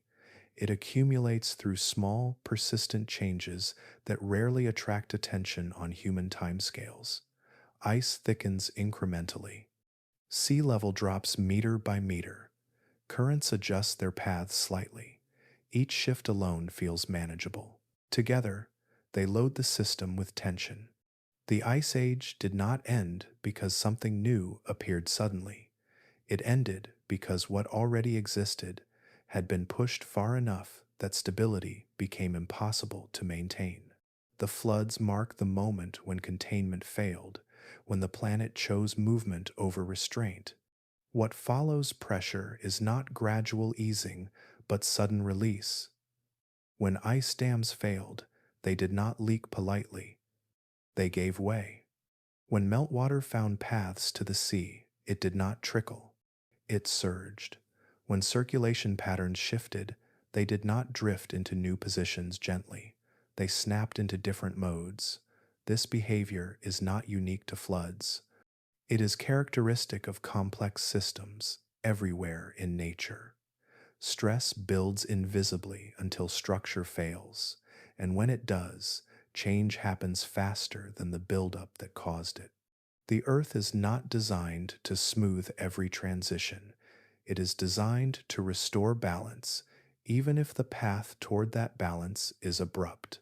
Once released, change is rarely reversible.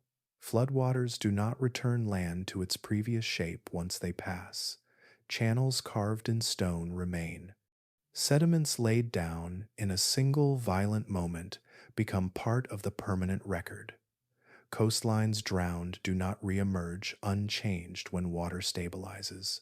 The system moves forward, not backward. Ice that collapses cannot be reassembled into its former configuration under the same conditions. The floods teach us that Earth does not reset itself to an earlier version, it adapts into something new. This irreversibility is one of the most important lessons written into the landscape. It means that thresholds matter more than trends. Once crossed, they alter the options available to the system. After the Great Floods, rivers followed new routes. Ecosystems formed around new coastlines. Human histories unfolded on land that did not exist before the collapse. The past was not erased, but it was sealed beneath layers of consequence. The calm that followed was not a return, it was an arrival. A new balance formed from the outcome of release, not from the restoration of what came before. This is why Earth's history moves in chapters rather than cycles. Similar patterns repeat: pressure and release, stability and disruption, but the details never rewind exactly. Each chapter builds upon the last, constrained by what has already happened. The floods also teach humility. They remind us that stability is often maintained not by strength, but by tension. When tension is relieved, stability can disappear quickly. The quiet world that followed the Ice Age was not proof that the planet had become gentle. It was proof that the system had finished correcting itself for a time. The forces capable of reshaping continents did not vanish, they settled. Understanding this does not require alarm, it requires perspective. Earth's behavior is consistent, even when it feels dramatic. Pressure accumulates, release follows, balance is restored in a new form. Life adapts. This pattern has repeated across deep time, shaping mountains, oceans, climates, and the conditions under which civilizations emerge. The floods are therefore not just events to be remembered, they are teachers.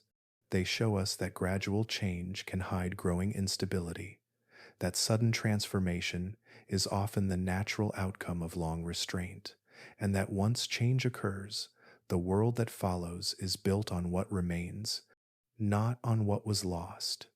In this lesson, there is neither comfort nor threat, only clarity. The Earth responds honestly to pressure. It does not negotiate with expectations or timelines.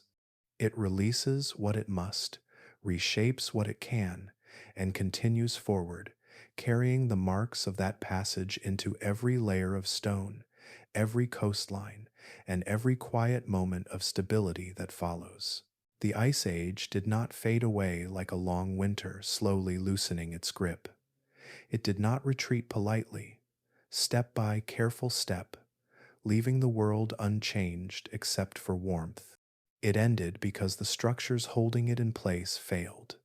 Ice that had dominated continents for tens of thousands of years fractured and gave way.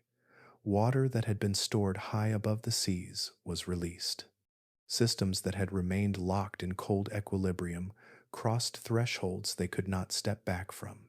The end came not as a gentle transition, but as a breaking, a series of corrections that reshaped the planet with decisive force. What followed was not simply a warmer version of the same world, it was a new arrangement. Coastlines shifted into positions that had never existed before. Rivers carved fresh paths across exposed land. Forests expanded into territories once buried beneath ice or scoured by floodwater. Life reorganized itself around boundaries that had only just settled. The calm that emerged was not inherited from the past. It was built from the aftermath of collapse. The world we recognize today rests entirely on that breaking. Every familiar shoreline, every fertile plain, every stable climate pattern that allowed civilizations to grow traces back to a moment when stability failed and something new took its place. The ground beneath cities was shaped by flood and sediment.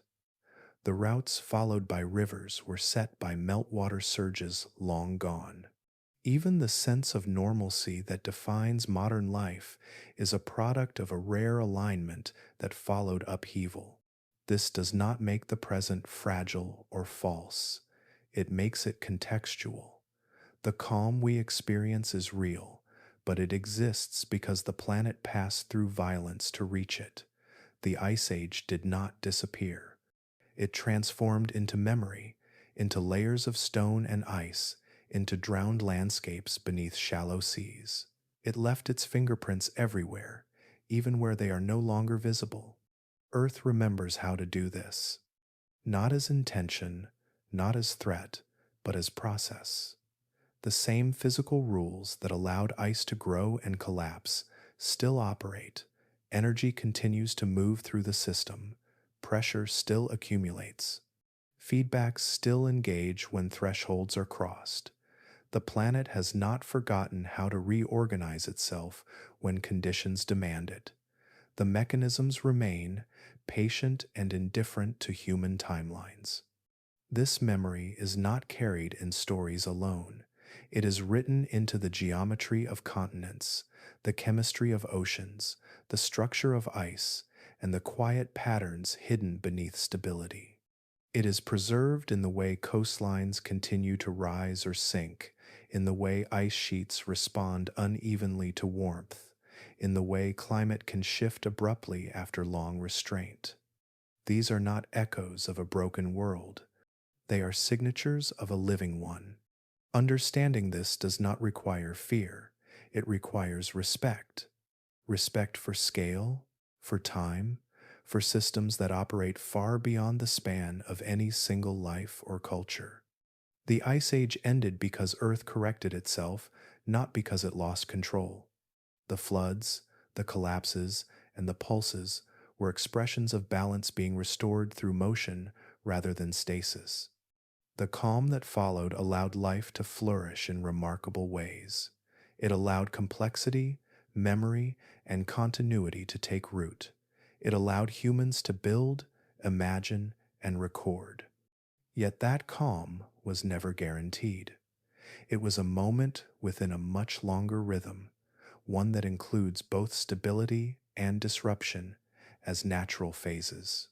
To see the Ice Age clearly is to let go of the idea that peaceful endings are the norm. Earth does not transition gently simply because gentleness is preferred. It transitions in the way that resolves imbalance most effectively.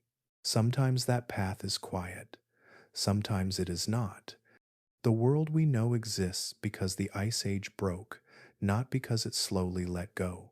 The land beneath our feet, The seas at the edges of continents and the climates that shaped human history were forged through release, correction, and reassembly. This is not a warning written for the future. It is a truth written about the past, one that remains relevant because the planet that shaped that past is still here. Earth remembers how to change because change is part of how it survives. And within that memory lies a quiet reminder that stability is precious not because it is permanent, but because it is rare, and that every calm world carries within it the history of the forces that made it possible, resting quietly beneath the surface, waiting only for the moment when balance once again asks to be found.